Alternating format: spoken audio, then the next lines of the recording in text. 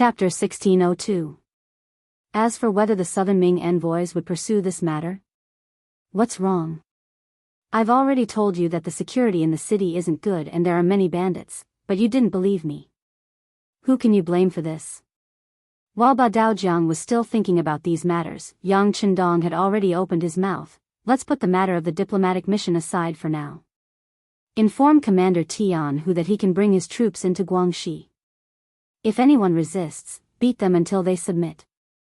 The 2nd Regiment will assist them on this matter. Oh right, before you go, don't forget to bring the royal proclamation written by Zhu Huiyun. Yang Chendong had no intention of negotiating with the Southern Ming imperial court.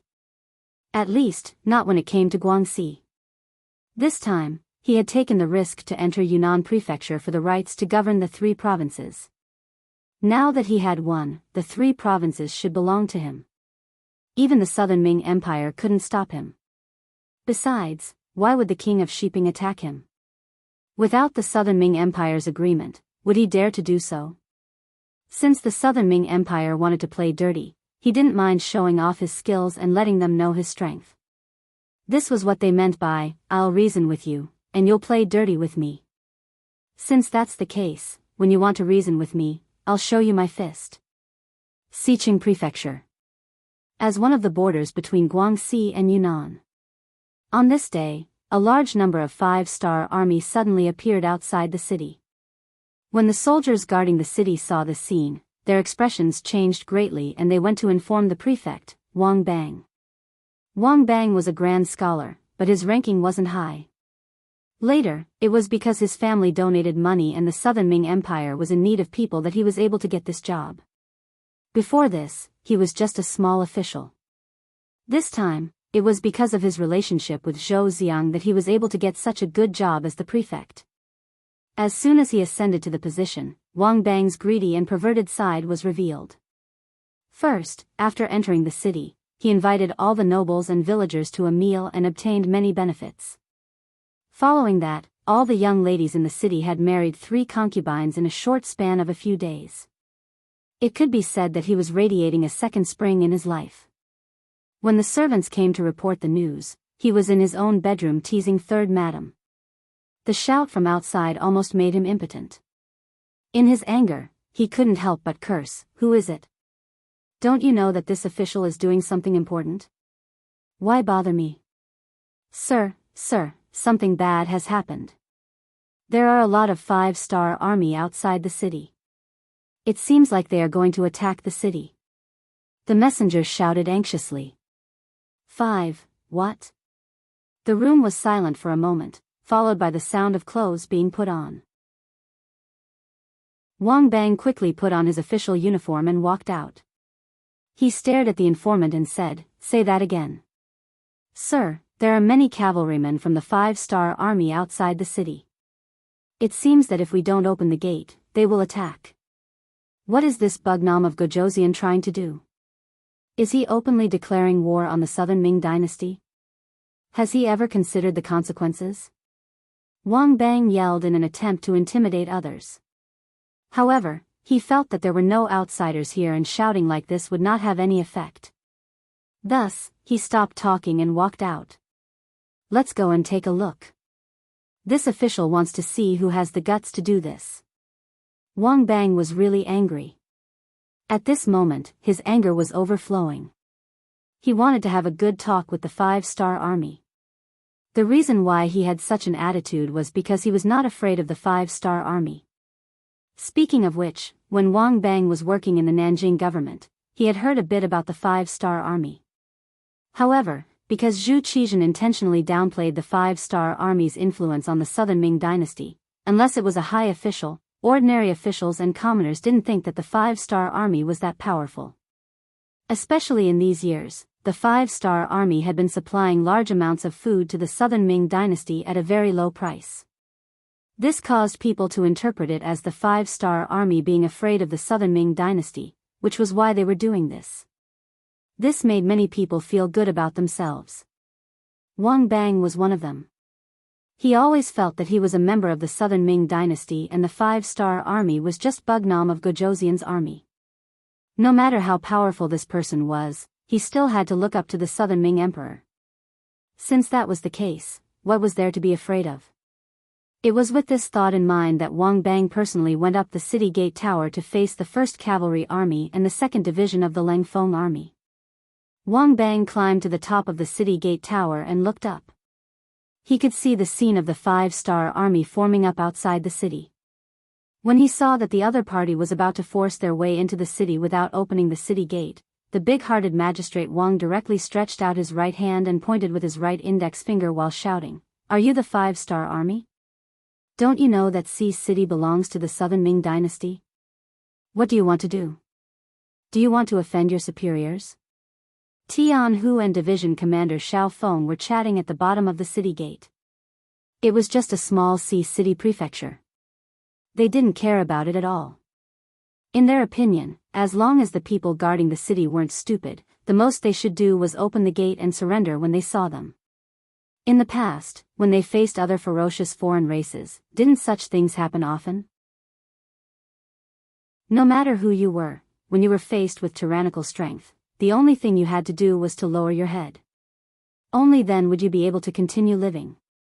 It was precisely because they were too optimistic that when they saw Wang Bang pointing at them and shouting angrily, Tianhu, Xiao Feng, and the others were stunned. After a while, Tianhu couldn't help but say, "Who the hell is this? Why does he feel so good? Isn't he afraid that we won't say anything? How dare he provoke us?" In Tianhu's eyes, anyone who dared to criticize the 1st Cavalry Army in front of him was a serious provocation. There was nothing to say to such a person. There was only one word to say: beat him. Beat him until he submitted. That's right, what a big idiot. Xiao Feng, who was at the side, also agreed. He hadn't met such a weirdo in a long time. Then it's settled. I just hope that he won't be too arrogant. Tianhu chuckled and waved his hand. His guard captain, Hu Helu, responded and rode down the city gate. Although they had already decided to teach Wang Bang a lesson, they still had to go through the necessary process. When Hu and Lu Wei arrived at the city gate, they picked up a scroll that looked like an imperial edict. Opening it up and reading it out loud, "The kings of the 3 provinces have given their orders. Today, the 5-star army will be taking over Guangxi. All the officials in Guangxi are to cooperate fully if they see this king." As Hu Helu read, he looked up at the city gate as if he was looking at an idiot. He wanted to see what kind of reaction this Southern Ming official would have after hearing this. When he raised his head, he couldn't help but be shocked. Almost instinctively, he hurriedly moved to the right. Just as he finished his movement, an arrow flew past where he was standing and stabbed into the ground. Hu Helu was less than 20 steps away from the city gate tower. At this distance, as long as one had the strength, they would be able to shoot an arrow and threaten others. Fortunately, Wang Bang wasn't familiar with bows and arrows. Otherwise, if it was another archer, it wouldn't have been so easy to dodge. What bullshit, king of 3 provinces. This is Southern Ming's Guangxi, not someone's Guangxi. You all should quickly retreat. Otherwise, if we meet with weapons and lose your life, you can't blame anyone. Wang Bang shot an arrow. Although it didn't hit his opponent, it still gave Hu Helu a fright. The Southern Ming soldiers on the city gate tower laughed heartily. When Wang Bang heard the laughter, he became very spirited. When he spoke, his righteous words were filled with righteousness. Damn, they actually made the first move. Now there's nothing to say. Tianhu also saw Wang Bang's appearance when he shot the arrow. After seeing that Hu Helu was fine, he let out a sigh of relief and then laughed loudly. Originally, he thought that if he made the first move, wouldn't it be bad if word got out? Now that the other party made the first move, there was nothing wrong with what he did. There's nothing to say. How about this, Commander Tian, you call them back first. The cannons don't have eyes. Don't accidentally hurt our own people. At this moment, Xiao Feng's eyes were also wide open. When he looked carefully, there was only excitement. Originally, he thought that if the defending general was tactful, they wouldn't be of any use. However, he didn't expect to meet such a strong person in the first city. How could he be polite? He would just blast them. Commander Hu, come back. Commander Lin, mount the field cannons and aim at them. Blast them. After the two orders were given, Hu Hela turned his horse around and returned. The 5-star army also had cannons pushed forward from the rear. On the city gate tower of Sea City, when he saw Hu Hela retreating without saying anything, Wang Bang looked up to the sky and laughed. He said to the soldiers beside him, "Did you see that? They're scared. Some people are like this. If you don't show them some power, they won't know how many eyes you have." Yes, the prefectural magistrate is right. The prefectural magistrate is mighty. Ha ha ha. When he heard this, Wang Bang's face lit up with excitement. At this moment, it was as if he was possessed by the god of war. He even thought that if his actions were to spread to the southern Ming dynasty, he would definitely be rewarded. He laughed to himself and thought about his beautiful future. Suddenly, someone beside him said, "My lord, look." What are they doing? Following the direction of the finger, 10 field cannons were pushed out and pushed to the front line. The west gate of Sea City was also within the range of the cannons. There was a saying that the truth of the great Ming dynasty was born from everyone's bickering and bragging in the imperial court. The truth of the world was always within the range of the cannons. Chapter 1603. This time, the Lengfeng army was going to teach these arrogant southern Ming officials a lesson. They were going to tell them that their arrogance had long been trampled under their feet. To deal with them, they only needed to fire the cannons and everything would be over. Fire. When the 10 field cannons were ready, Artillery Battalion Commander Lin Luan gave a shout and the 10 cannons roared in unison. Beams of light flashed and drew a beautiful arc in the air before landing on the city wall of Sea City opposite. At this moment, Wang Bang was still standing there with his hands on his waist and an arrogant look on his face. His sense of superiority made him not believe that the 5-star army would dare to fire at him. He was an official of the southern Ming dynasty and was considered a direct descendant of the emperor. He was not someone that Bugnam of Gojoseon, who was forced to be conferred the title, could compare to. Not to mention, the one who came this time was not Bugnam of Gojoseon, but a general that he had never heard of before. "Do you have a lot of cavalry?" "So what? Were the grassland cavalry strong or not? Weren't they still defeated by the great Ming dynasty?" Now that he had a strong city in his hands, he did not believe that these boorish soldiers would dare to do anything to him. The more he did not believe, the more arrogant he became. Wang Bang had already thought about it. He wanted to use this opportunity to prove himself. He wanted to tell the world that not only was he greedy, he was also a very courageous person.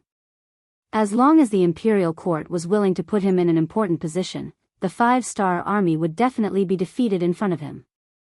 He would become the nemesis of the 5-star army. The more he thought about it, the more he thought about it. He even thought about how the southern Ming emperor would reward him after this battle. Would he be transferred back to Nanjing? After all, there were too many rich people there. That was the place where he should display his talents. It was not like Sea City where there were too few rich people. He had not even used his full strength yet, but he had already plundered 50 to 60% of the rich people. It was not a challenge at all. He still had a smile on his face as he thought about the beautiful future. At this moment, the cannonball whistled through the air. In Wang Bang's eyes, he could even clearly see a beam of light flying straight towards him. With a smile on his face, the cannons bombarded the city gate tower. This became the last pose and expression Wang Bang maintained before he died. This was because one of the cannonballs had unfortunately landed about 4 steps in front of him, and the powerful force had directly sent him flying. In mid-air, Wang Bang's body began to disintegrate, so much so that not even a complete corpse could be found. The bombardment began.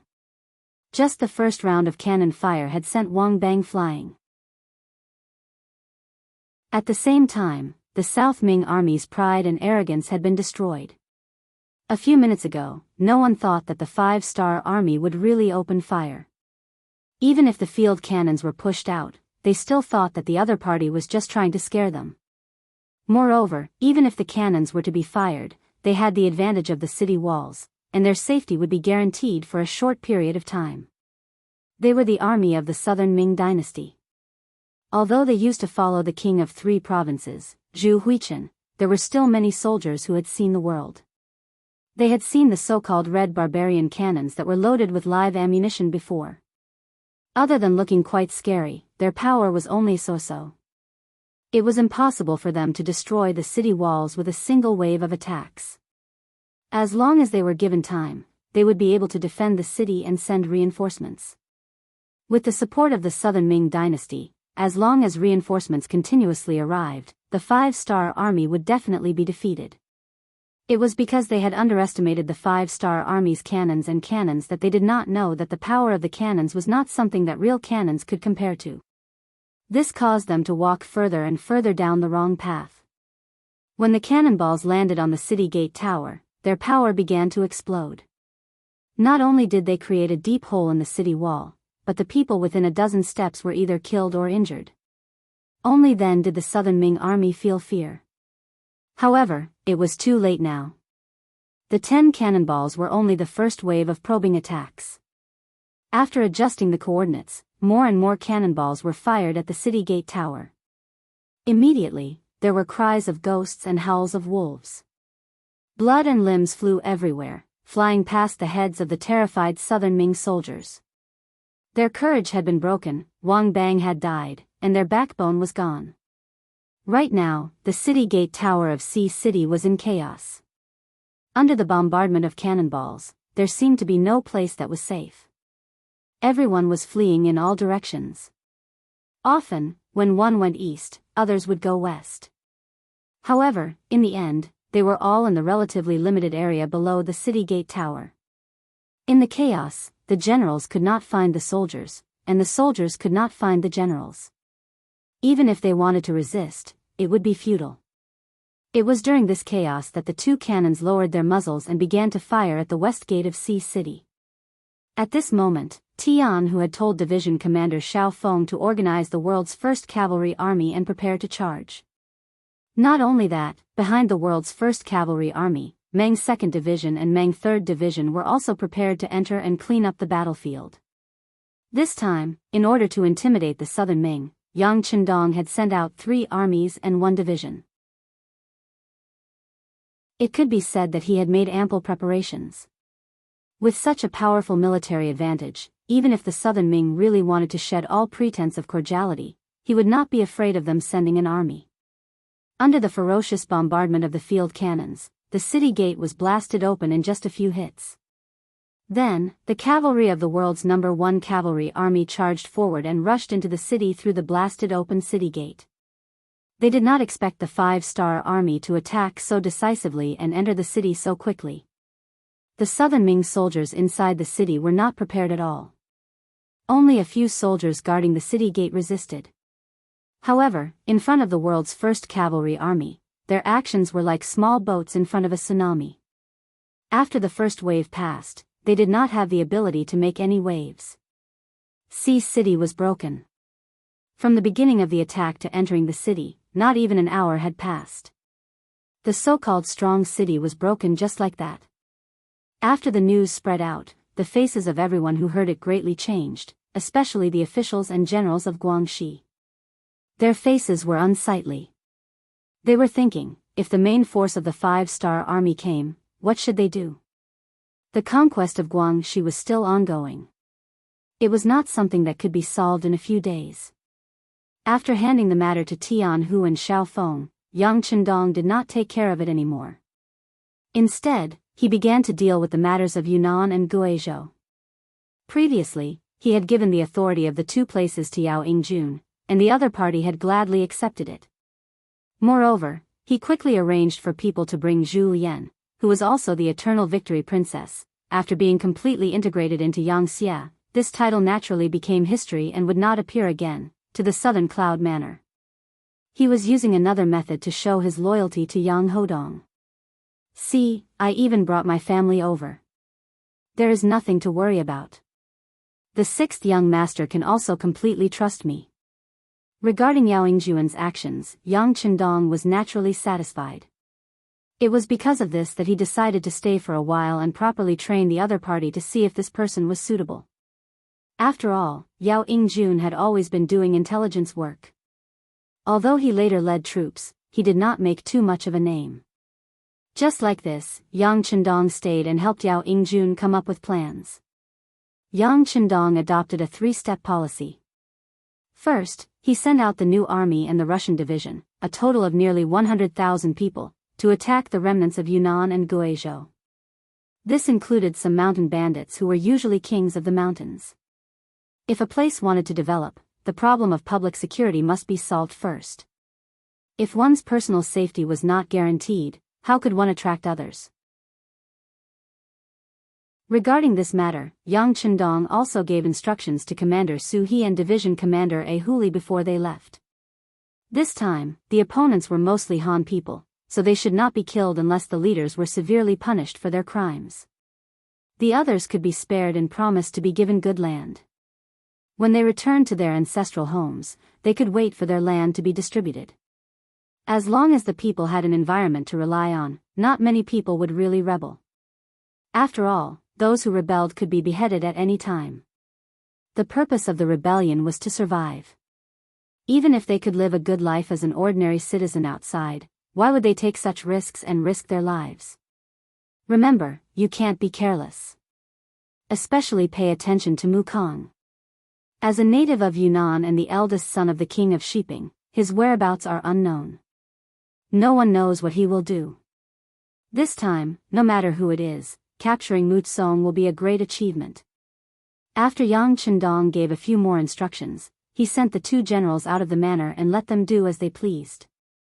The second step of the 3 steps was to seize the time to distribute the land. Borrowing the leftover prestige of Yunnan's 3 great families being dealt with, the new Yang faction officials who were transferred over from Crimson City all began to get busy. After coming to the 3 provinces' king manors to receive their appointment letters, they rushed to various towns and county capitals. In order to stabilize the local people, the first thing to do was to provide them with a better living environment. Only then would they crowd around you. Some of your decisions and policies would be faster and more powerful. In order to prevent collusion between officials and merchants, a large number of Yang Xie's reporters were also arranged. Using the words Yang Qindong said to the dispatched officials, their actions would be watched. If anyone was found to be in trouble or tarnishing the image of Yang Xie in the eyes of the people, they would be dealt with severely. Not only him, but those who recommended him as an official and other descendants of the 5 blessings would also be affected.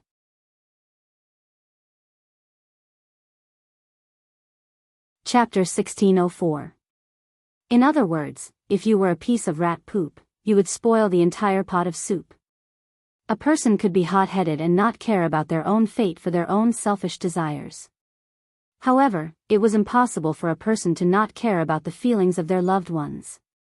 To be an official in Yang Xie, the most basic requirement was that one's family background must be clean and they must have enough relatives. For example, if an orphan suddenly appeared out of nowhere, it would not be a problem for you to join the army. However, if you wanted to be an official, it would be impossible. This was a hard and fast rule that Yang Qindong had requested. Being an official for 1,000 miles was only for money. This was a rule that had been passed down for thousands of years by the ancestors. There must be a reason for it. Yang Qindong did not want to test people and he did not have the time to do so.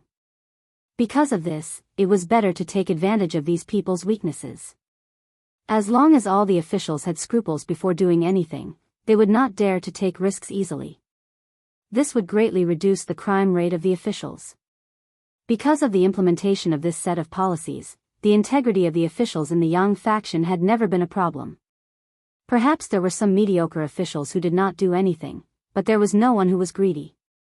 This was the result of Yang Qindong making use of family and friendship to make an issue out of it. Speaking of which, the officials who were appointed were all very careful. Not to mention that if they really extended their greedy hands, it would bring bad effects to their loved ones. They might even destroy many people because of their own selfish thoughts. Just speaking of which, as Yang Xie continued to grow stronger, their future would also be incomparably bright. At this time, who would be stupid enough to take the initiative to destroy their own future? As for not being discovered when they did something bad? Haha. With the existence of Xianxia reporters, if they did something bad, it would immediately be exposed. This was fully proven in other Xianxia provinces. Who knew how many officials who were sent out had fallen into the hands of these reporters? With the example of those seniors, they did not dare to take the slightest bit of risk. As for bribing those Xianxia reporters, forget about it. Those people were not in the same department as them. They were directly in charge of Bugnam of Gojoseon and Yangqindong. As long as they performed well, they could even become officials in the future. With such a bright future, who would bow their heads for some money? In addition, the Xianxia reporters had a rotation system and a patrolling system. Most of the time, the local officials could not figure out the true identity of the Xianxia reporters in their territory. So how could they bribe them? When you finally managed to bribe one, but that person was transferred away and replaced with a new person, plus the existence of the patrolling reporters, this possibility became infinitely small, and no one dared to try again. The officials did not dare to be greedy. Instead, they wholeheartedly wanted to be good officials. They wanted to achieve political achievements and make decisions for the people. The ones who benefited were naturally the ordinary people, but it also made the rich and powerful suffer. When they raised a large amount of money and fought to befriend the new Xianxia officials, they found that the other party was unexpectedly stubborn. This time, they did not know what to do. Since they could not send money, they had to follow the rules. If they did not give up their rights and interests, they would be punished. As a result, the rich and powerful could only bow their heads and admit defeat, or raise their swords and rebel. But to rely on those rich and powerful people to rebel? Forget it, they were the group of people who were most afraid of death. Perhaps they would dare to bully a good citizen, but to go against the government was still extremely powerful. Especially against the 5-star army that killed without blinking an eye, they did not have the guts to do so. Once the public security was stabilized, the interests of the people were protected, and there was a way out for their livelihood, the third step was to move. That was mass migration. The first to move were those rich and powerful people. As long as these people left their ancestral homes and nests, their influence would be reduced to the lowest, and they would not be a threat to the government. At the very least, the ordinary people could choose to move out, and they would be the representatives of the Han people in various places. As a result, not only would the Chinese language and culture be spread better, it would also be very beneficial to the people who were willing to move out. For example, if they chose to move out, they would receive more land, more than double the amount of land they would get if they stayed. Just by leaving their homeland, they could receive so many benefits, and it was inevitable that some people would be tempted. When a large number of people were moved out, and scattered to the other Xianxia provinces, the nobility of the Han people would gradually be reflected. Think about it, if a place was filled with Han people, how could it show the rise of their status in the world? Only when there were different kinds of ethnic groups would the Han people be able to stand high above the masses. That would be the only way to prove everything. Moving out a portion of the people would also reduce the pressure on Yunnan and Guizhou. With a smaller population, the amount of land they would receive would be more. When the people had money and food, they would have more children, and the new Han people would spread to the other Xianxia provinces. This was like a virtuous cycle, and in the end, the Han people would spread all over the world, and become the rulers of any place. Even if there was a day when the descendants of Xianxia did not live up to expectations, the country would still fall into the hands of the Han people. This was enough to make Yangqindong feel gratified and satisfied. After the 3-step policy was formulated, Yao Yingjun led a group of officials and began to get busy. Yangqindong also did his best to help from the side. For example, with him here, the Xianxia provinces opened their doors to welcome the Han people, and prepared houses, fields, and necessities in advance. If Yao Yingjun were to do these things, who knew how much time it would take to coordinate? Yangqindong was very busy, and in contrast, Zhou Xiang was very idle. Ever since he came to Yunnan Manor, he first ate a face full of dust before entering the city. When he entered the city and entered the relay station, he cleaned up and wanted to see Bugnam of Gojoseon and Yang Chendong. He had been waiting for an answer. Zhou Xiang was someone that Yang Chendong wanted to meet, but not now. He wanted to wait until the situation in Guangxi was under control. However, Zhou Xiang did not know that. He was trapped in the relay station every day, and did not know anything about the outside world. Right now, he was thinking about how to meet Yang Chendong. In his view, the longer some things were delayed, the more disadvantageous it would be for him. At the very least, if the problem was not solved for a long time, how would the court look at him? How would Emperor Yingzong look at him? Would they say that he was too incompetent? At this moment, he was in the tiger's den, but Zhou Xiang was still thinking about the emperor's opinion of him. He was thinking about his own official career. It had to be said that he was really obsessed with being an official. In fact, Zhou Xiang was just a representative of the Southern Ming Dynasty's civil officials. The Southern Ming Dynasty's civil officials had the same name, but they cared more about benefits. The higher one's position was, the more famous one would be, and the more benefits one could obtain. This made countless people think of ways to climb up the ranks. Sometimes, in order to attract the attention of others or the emperor, they would even do things that would leave others dumbfounded. They did not hesitate to impeach each other. In short, the court was often a mess. If they wanted to do something good, they would have to face all kinds of resistance and trouble. There was a saying in the future, being an official is good, being an official is good, wearing leather shoes and a watch. However, compared to the officials of the Great Ming Dynasty, the difference was still too far. For example, as long as a scholar passed the county examination, it was proof that they had entered a privileged society. They did not have to pay taxes, and they also had the right to not kneel when they saw an official. If they were more powerful and passed the county examination, then they would have the power to own a large amount of land and servants. All kinds of privileges would constantly come to them. Moreover, they did not have to pay taxes to the country. Over time, when the number of people in this group increased, they would own nearly half of the world's wealth with a few people. At that time, it would be easier said than done for the country to become rich and powerful. If they wanted to reform, then they would have to face the attacks of these people. It would be impossible not to fail. Zhou Xiang was one of them. He was one of the people who obtained benefits. However, his heart was bigger than those people. His goal was to continue to climb up. In order to achieve this goal, he had to first meet Yang Chendong. In order to achieve this goal, he first gave money to the Yangxia staff at the relay station. Unfortunately, there were clear rules. These staff did not dare to accept money. Did they not want to live? Bribery was not an option. Zhou Xiang sent people out of the relay station to take the initiative to look for clues about Bugnam of Gojoseon. He wanted to see the real person through his own efforts. However, he had forgotten Ba Daojiang's warning. When the people of the diplomatic mission walked out of the relay station, they were quickly beaten up by the hooligans, who looked at them. They walked back with bruises all over their faces. Because of this matter, Zhou Xiang vented his anger on the staff of the relay station. However, the result was that the current Yunnan manor was not peaceful. He had already told them not to go out casually, but they did not listen. Who could they blame? If not even one person could leave, how could they talk about meeting Yang Chendong? Zhou Xiang sighed. He had no choice but to wait bitterly. Zhou Xiang had no choice.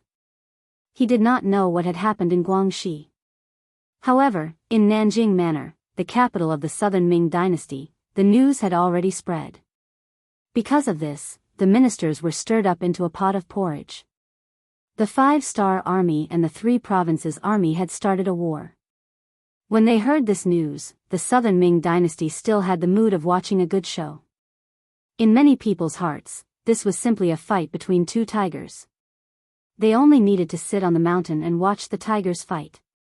If the time was right, they would make a move to seize the benefits that belonged to them. The development of the matter was as they had expected. The 3 provinces army was indeed in chaos. What made them feel even more incredulous was that Bugnam of Gojoseon Yang Chendong actually believed the words of the three provinces King Zhu Huifu and only brought 500 people into Yunnan Manor.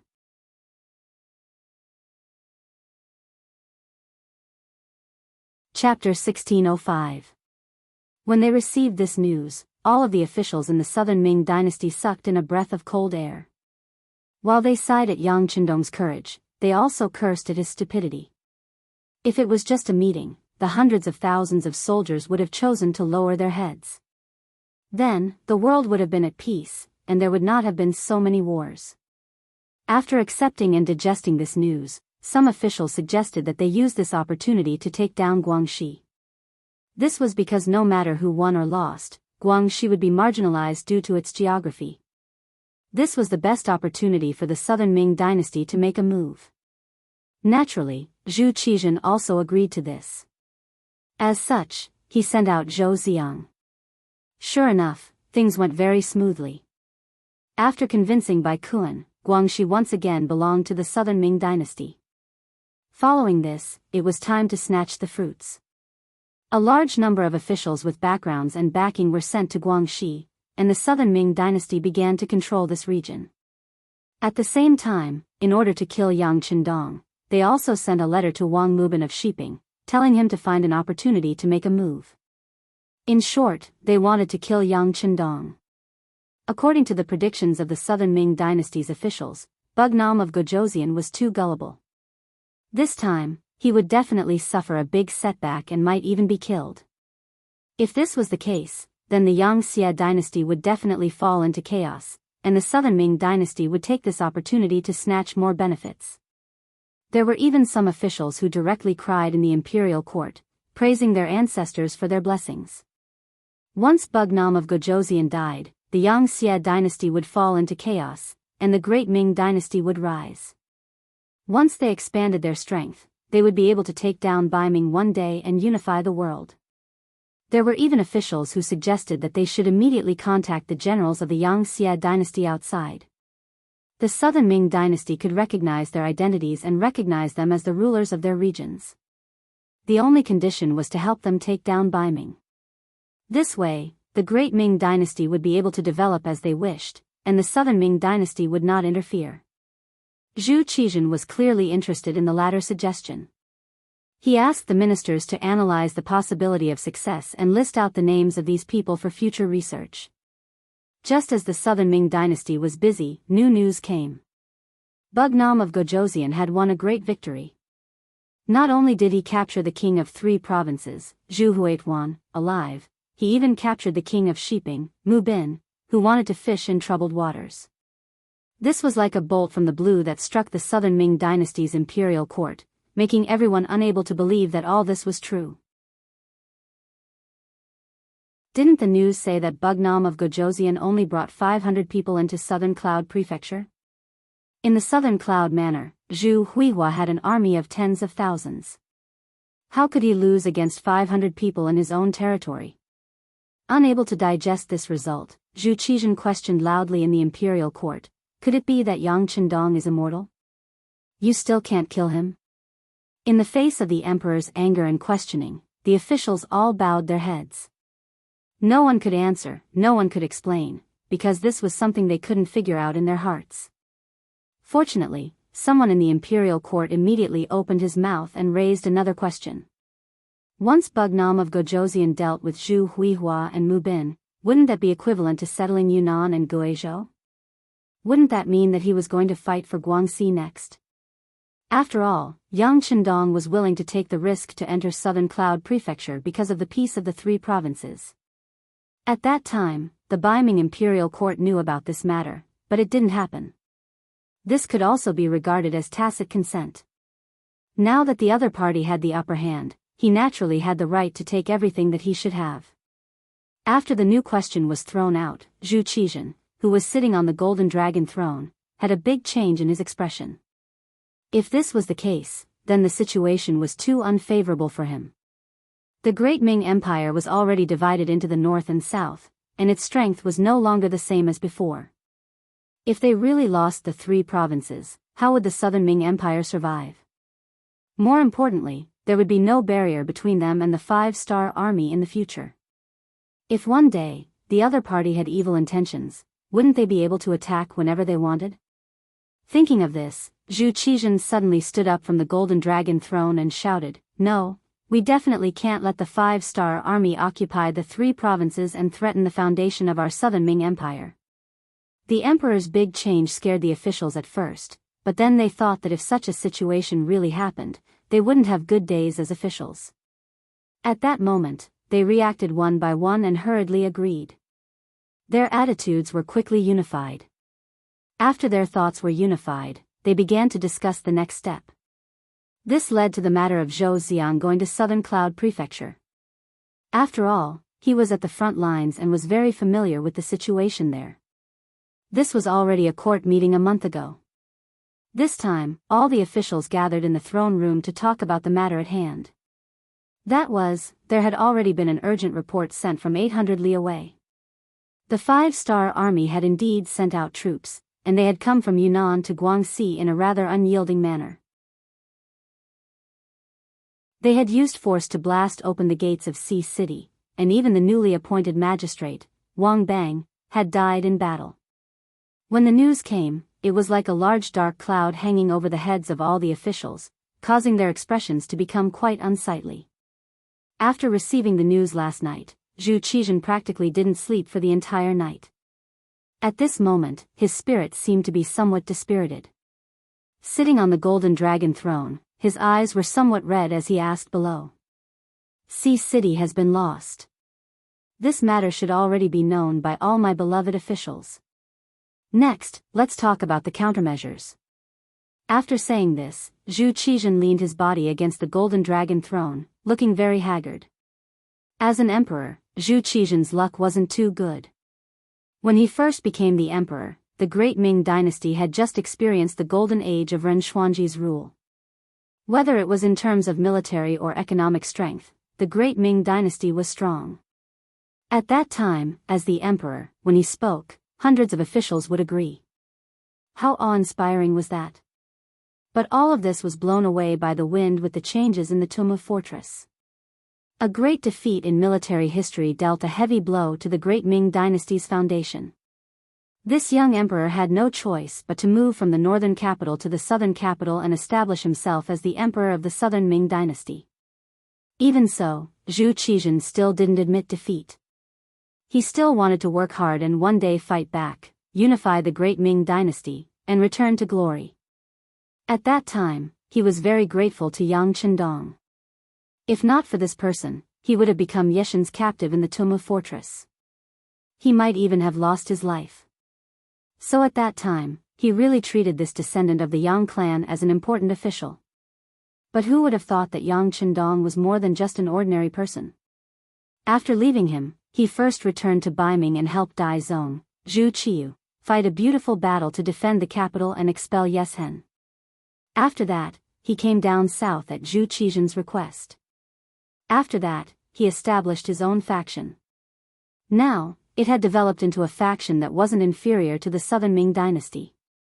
In Zhu Qizhen's eyes, Yang Chendong's Xianxia was only a faction that wasn't inferior to the southern Ming dynasty. It wasn't that he didn't want to look at all of this, but that the officials below him didn't tell him the truth. Or perhaps, those officials didn't know what the Far East was? What was the Ros Duchy? In their eyes, a Mongol tribe like Yeshen was already an incredible existence. As the saying goes, the ignorant are fearless. If one didn't understand deeply enough, they wouldn't be able to understand the strength of their opponent. But now, after the five-star army took down Yunnan and Guizhou, they sent troops to Guangxi. They even dared to openly oppose the southern Ming dynasty. Only then did Zhu Qizhen feel the pressure. He clearly understood that the appetite of this Bugnam of Gojoseon that he personally conferred was huge. The ass decides the head. Since he was the emperor of the southern Ming dynasty, he definitely wouldn't allow anyone to threaten him. This time, he gathered all of the officials so that they could come up with a plan for him. Most of the officials had already received the news last night. Even if they received the news a little slower, they still knew the whole story before the morning court. Other than cursing Yang Qindong's audacity in their hearts, they were also thinking of a way to solve the problem. However, the actions of the 5-star army were truly unexpected. How could it be solved so easily? Now that the emperor asked this question, the officials couldn't think of a good way to deal with it. They could only shut their mouths.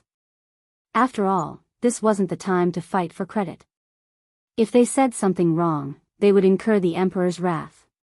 When the emperor asked for a plan, all of the officials became mute. Zhu Qizhen was naturally displeased. He slowly straightened his body and his face was even uglier than before. What's wrong? You all usually consider yourselves as virtuous officials, comparing yourselves to Guanzhong and Yue. Now that I need you all, why aren't you speaking? Facing the emperor's question, the officials lowered their heads even more. They all tucked their tails between their legs and acted as if they were invisible. When Zhu Qizhen saw the reactions of the officials, he was very disappointed. If possible, he really wanted to replace all of these ministers. However, if he really did that, he was afraid that the political power of the Southern Ming dynasty would really be unstable. After all, the great Ming dynasty emphasized that the emperor and the scholar officials ruled the country together. Zhu Qizhen took a deep breath and forcefully suppressed the anger in his heart. He decided to call them out. Since no one took the initiative to answer, he could only ask them one by one and force them to think of a solution. Since it was the emperor who asked, he naturally wouldn't choose those insignificant officials. Zhu Qizhen's gaze looked at the people standing at the front of the hall. The first person he called out was the Minister of War, Kuang Yi. After all, this involved war and the Ministry of War had a lot of say. Beloved official Kuang, what do you think of this matter? How should we solve it? Kuang Yi wasn't young and could boast of being one of the old officials. For the sake of the stability of the Southern Ming dynasty, he had racked his brains and exhausted his body and mind. He had visited almost all of the Southern Ming dynasty's military stations at least once. He had even visited some places several times. He was definitely worthy of this title.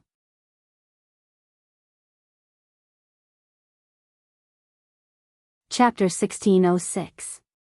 It was precisely because he understood the military strength of the Southern Ming Empire very well that he stood up against King Shiping when the 3 provincial kings invited King Wu Nan to join Yunnan Manor. He even asked the emperor to issue an imperial edict stating that the 3 provinces had been the land of the Southern Ming Empire since ancient times and no one had the right to make decisions about it. Unfortunately, no one listened to his suggestion at that time. Because of this, there were many people who secretly laughed at his courage. As the Minister of War of the Southern Ming, he should be very courageous. How could he achieve great things if he was so careful? Not only the ordinary officials, even Zhu Qizhen didn't agree with this decision. In his opinion, this was a chance to kill Yang Qindong. If he issued an edict, what would he do if Yang Qindong didn't go to Yunnan Manor? Wouldn't he be helping his opponent? However, he never thought that Zhu Huiyun was so incompetent and Mu Bin was such a waste. They actually allowed Yang Qindong to succeed. As a result, the relationship between the Southern Ming and the 5-star army was so tense that they had to use weapons. If he knew this would happen, it would be great if Zhu Qizhen listened to Kuang Ye's words. At least that way, Yang Qindong would lose an excuse to go to war with the Southern Ming. This way, the righteousness would be on his side. If Yang Qindong still dared to send troops, he could use the excuse of punishing the thief to announce to the world and lead everyone to attack Bugnam of Gojoseon. But now, the righteousness was in the other party's hands. Now that the other party sent troops, it became a righteous move. This made Zhu Qizhen very difficult. Only then did he want to ask Kuang Yi, the Minister of War, if he had a better idea.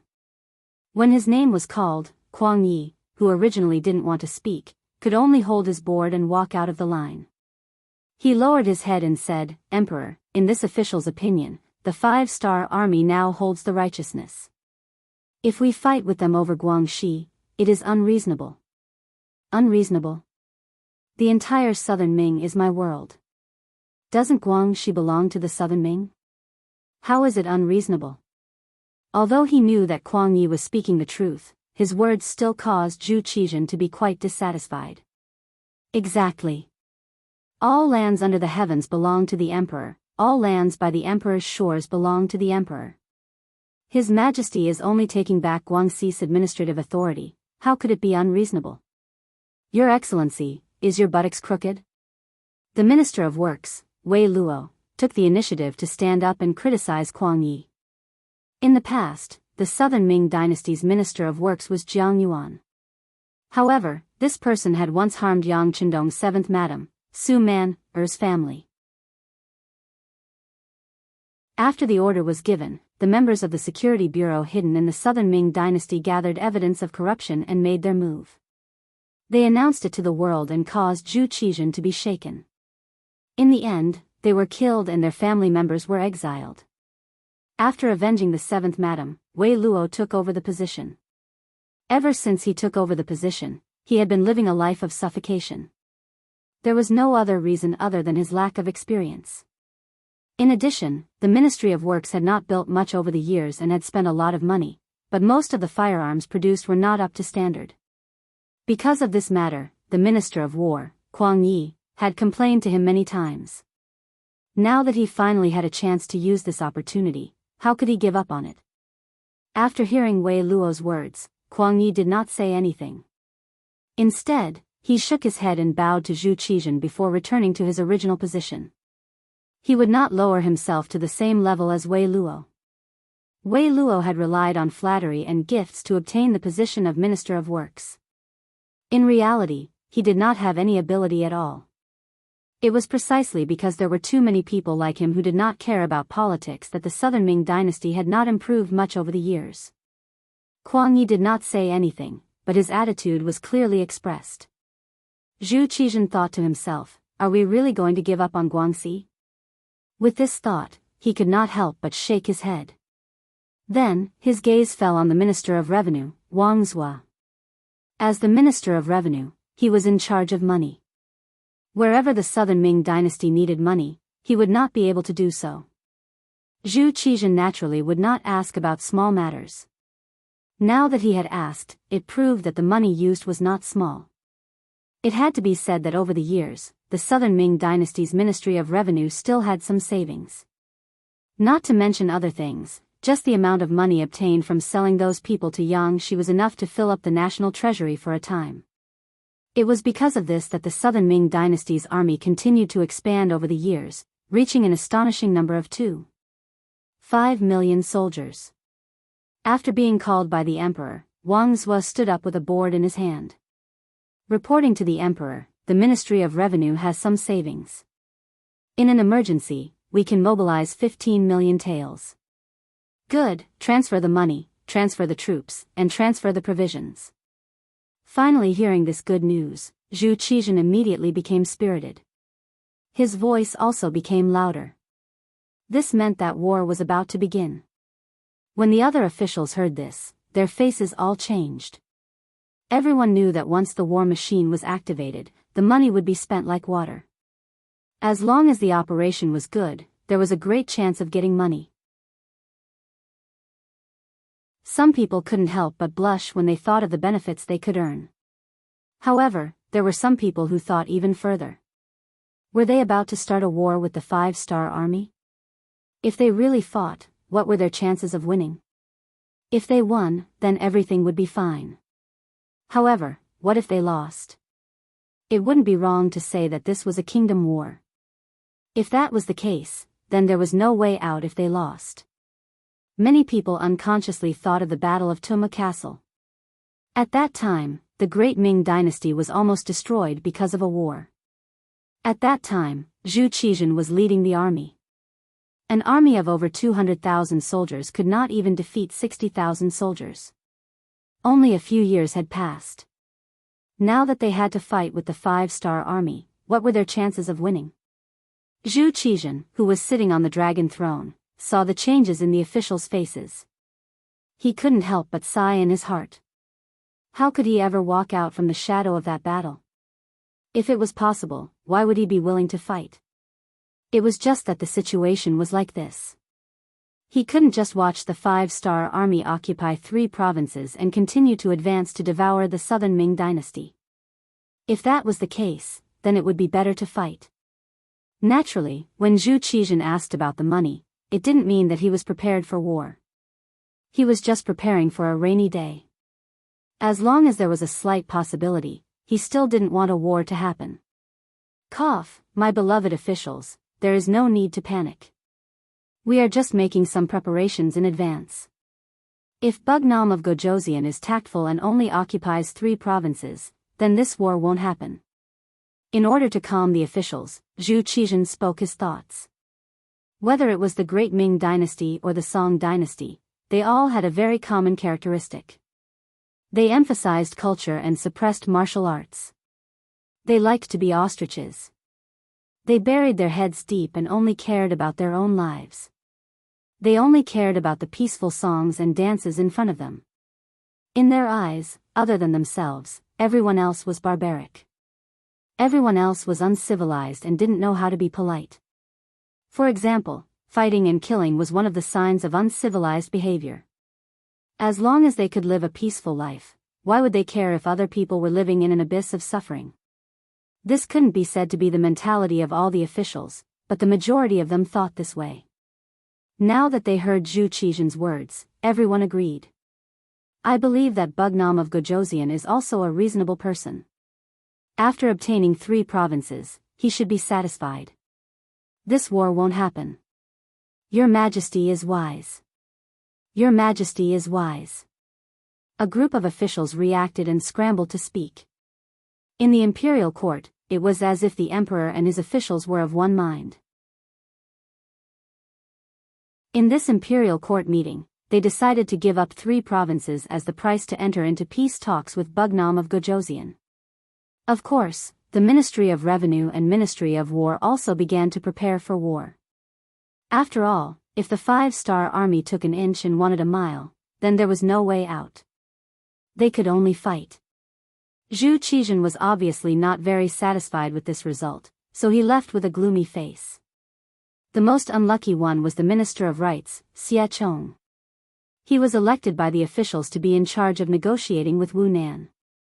When he thought of left Assistant Minister Zhou Zi on going to 3 provinces and now no one knew whether he was alive or dead, he felt that the road ahead was a little bleak. The officials left one by one. Some shook their heads and sighed, while others had gloomy faces. However, there was one person who seemed to have a lot on his mind. After he walked out of the main hall, he didn't go to his office. Instead, he went straight to the eastern district of Nanjing's capital. He felt that he should discuss with that person what happened in the imperial court today. Previously, Bugnam of Gojoseon was trapped in Yunnan Manor because of this person's idea. Perhaps he had a better way to let Yang Chendong enter the capital alone. He looked around and didn't find anyone paying attention to him. He couldn't help but quicken his pace. If there was any progress in the work of the embroidered uniform guard in these years, the biggest credit would be to the person he was going to meet. In order to persuade this person to work for him, he didn't know how much effort he had put in and how many years of planning. Finally, it was time for him to reap the rewards. If this person was discovered at this moment, then he would become the biggest sinner of the embroidered uniform guard. Qiao Jixiang, after Zhu Qizhen arrived at Nanjing's capital and became the South Emperor, publicly rebelled from Baiming. He was currently the factory manager of the embroidered uniform guard. In the entire group of eunuchs, his position was second only to the eunuch Qian Xingbao. Qiao Jixiang, who was never willing to bow down to others, used the position of the embroidered uniform guard to do a lot of work. For example, even eunuch Qian didn't know the inside story of the Yangxia traitor that he instigated. Other than him, only the emperor, Zhu Qizhen, knew. This was a little different from history, but it didn't deviate from the original. Zhu Qizhen was a person who liked to spoil eunuchs. The first one was Wang Zhen, who almost lost his life in the wooden castle.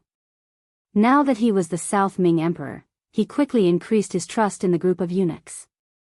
It was because of this that Qiao Jixiang continued to work hard. In his opinion, as a eunuch, only when he reached Wang Zhen's position, would he not have lived in vain. When he left the palace, he had already changed his clothes. Walking in the crowd, he looked like an ordinary person, turning and turning as he rushed to the East District. When it was about dark, he returned to the palace and secretly met with Zhu Qizhen. As for what he said after meeting the emperor, even the head of the eunuchs, Qian Sengbao, didn't know.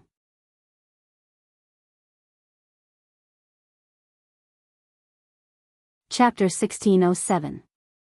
The next morning, the Southern Ming Empire's Minister of Rites, Xia Chong, and his entourage left the capital. Outside the southern gate, many court officials came to see them off.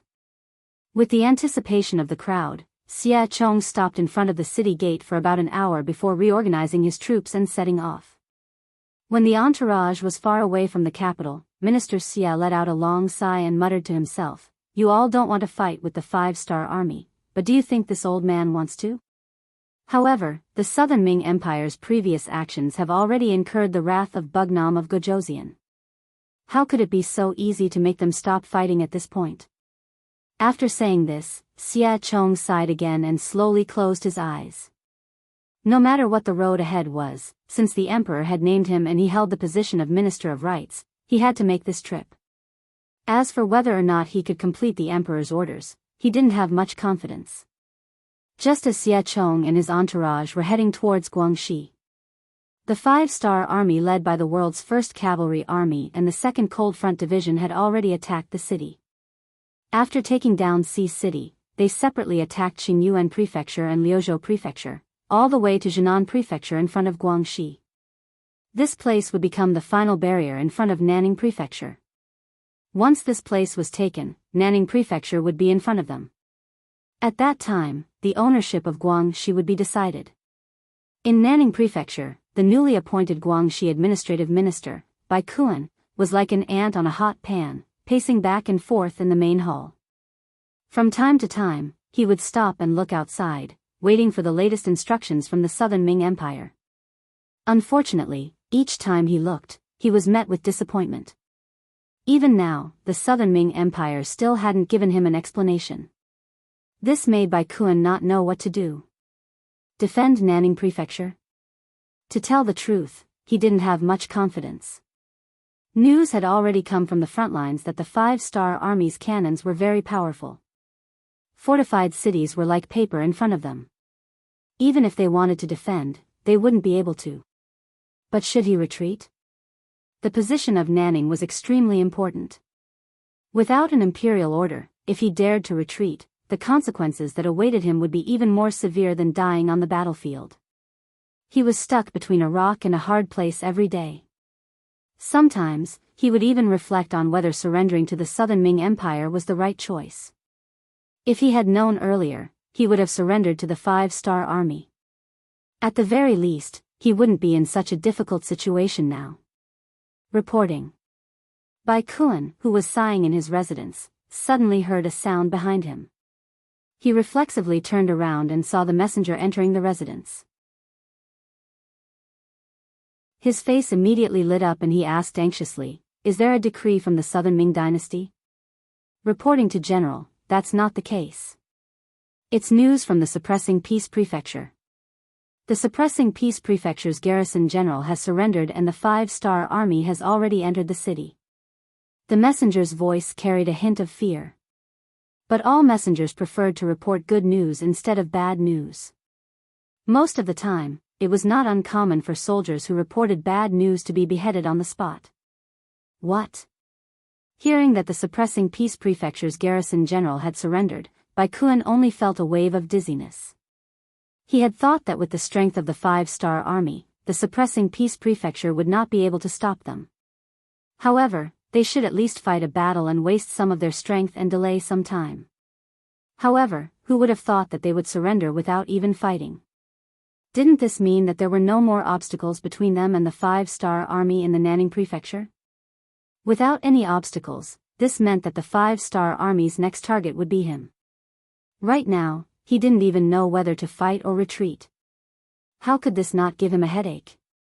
Seeing that Bai Kuan didn't have any other orders, the messenger hurriedly left, leaving the general standing alone in the main hall.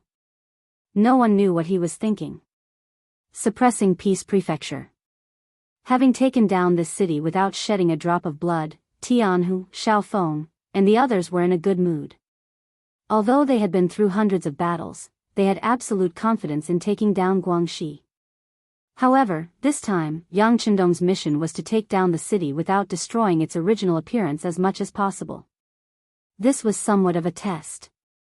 The Great Ming Dynasty could not be compared to other places. Although some small countries or regions had some cities, the city walls were not very tall. Some of them were even just symbolic. Attacking that place would only require a cannon blast, or even a cavalry charge, and it would be easy to take it down. Because of this, the difficulty of the mission increased. However, the good thing was that the Guangxi Southern Ming army did not have a strong will to resist. Along the way, they did not encounter any large resistance. Often, when the cannon blasted, the city would quickly change hands. Now that they had reached the suppressing peace prefecture, they had directly surrendered. This gave Tianhu, Xiaofeng, and the others more confidence in completing the mission. The two of them also discussed and decided to rest in the suppressing peace prefecture for a day. The day after tomorrow, they would set off for Nanning Prefecture. There might be a big battle there. Nanjing capital. The streets were surging with people, and all kinds of shouts could be heard on both sides of the street. It was very lively. It was not an exaggeration to say that it was a prosperous time. They were not affected by the war in Guangxi at all. It was as if they were people from two different worlds. This was naturally affected by the lack of information, but at the same time, it was also because the imperial court had deliberately suppressed the relevant information. After all, once the people's thoughts were in chaos, it would only cause more headaches for the imperial court. In a restaurant called Wangye Restaurant, the waiter was walking quickly. From time to time, he would shout out, such as what the guests at a certain table had ordered, or how much silver had been rewarded by a certain guest's luxurious mansion. To be able to open a restaurant that could accommodate hundreds of tables in the bustling city of Jianghu, it proved that the owner was not ordinary. In fact, the owner's strength was indeed not ordinary. His surname was Yang, and his name was Wuda. Yang, Bugnam of Gojoseon, Yang Qindong's fourth brother, and the current representative of Yang Xie's business in southern Ming. Regardless of which identity he had, it was enough to shock people, and they could not help but look up to him. Over the years, after following his sixth brother out of Baiming's capital, Yang had settled down in southern Ming. At first, he only developed in Fujian, but after entering Jianghu, he could not stop and stopped there. Yang, who held the power to decide the trade with Yang Xia and had a large amount of goods, had always been someone that southern Ming merchants wanted to curry favor with. Often, in order to obtain more goods, these merchants would rack their brains to think of ways to curry favor with Yang. As time passed, Yang could not help but feel a sense of complacency. Today, one of southern Ming's biggest merchants, Lu Yuan, was inviting Yang to a banquet at Wangkuju. The Lu family had been doing business for generations, and although they were not as rich as a country, they were not far from it. As the leader of southern Ming's merchants, Lu Yuan had always had his eyes on the top of his head. It was extremely difficult for ordinary merchants to meet him. But now, he was actually standing at the entrance of Wangkuju, as if he was waiting for someone. Those who knew Lu Yuan couldn't help but be shocked. They wondered what kind of person could make the Lu family's clan head bow down to someone else. Could it be that it was a high official in the imperial court? Regardless of whether it was Baiming or southern Ming, there was one thing in common, and that was that the status of merchants was extremely low. This was especially so in front of scholars and officials. This was a reflection of the development of social status, so it was no wonder that people would think this way. However, when a merchant's business reached a certain scale, it was inevitable that they would come into contact with some people in the imperial court. This was especially so for someone like Lu Yuan. Even if he was greeting a high official in the imperial court, he would at least be an assistant minister. Only a third-rank official or above would be able to make him act like this. Just as many diners were thinking about who the guest was, Yang appeared. He was accompanied by two people who looked like servants. He held a folding fan in his hand as he appeared at the entrance of Wangkuju. "Master Yang, you're finally here." As soon as he saw Yang appear, the originally arrogant Lu Yuan hurriedly went forward to greet him. He was like a dog that had seen its master, constantly wagging his tail. When the diners saw that it was Yang Yang who had arrived, they immediately understood. That's right, Yang Yang had such qualifications. Just based on the fact that he was Wu Nan Wang's fourth brother, based on the fact that he held the right to purchase Yang Yang's items, it was normal for Lu Yuan to lower his stance like this. Considering that the Wangye restaurant was Yang Yang's private property, most of the people who asked Yang Yang for help would choose to treat them to a meal here. So, everything was normal.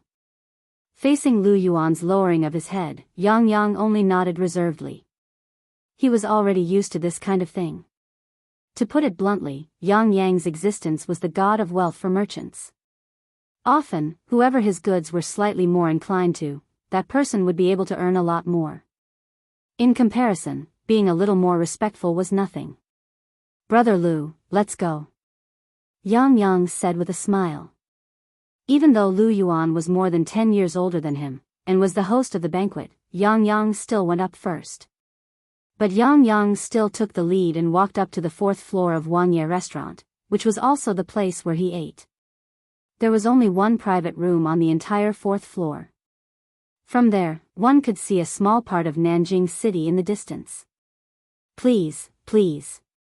Lu Yuan did not show the slightest bit of dissatisfaction when Yang Yang went up first. On the contrary, he bent his waist like a lackey and extended his hands to make an inviting gesture. Yang Yang walked in front, and Lu Yuan followed behind. They went straight to the 4th floor. Along the way, many diners hurriedly stood up to greet them. To these guests who were willing to patronize his restaurant, Yang Yang gave them face with a smile. It was considered a greeting. Lu Yuan brought 2 servants, and Yang Yang brought 2 servants. The group of 6 was about to pass through the main hall and turn the corner on the 1st floor. Seeing that they had already reached the stairs and were about to go up to the 2nd floor, a few people happened to come down. They were not tall, and were even a little short. The group of 5 lowered their heads and went straight down.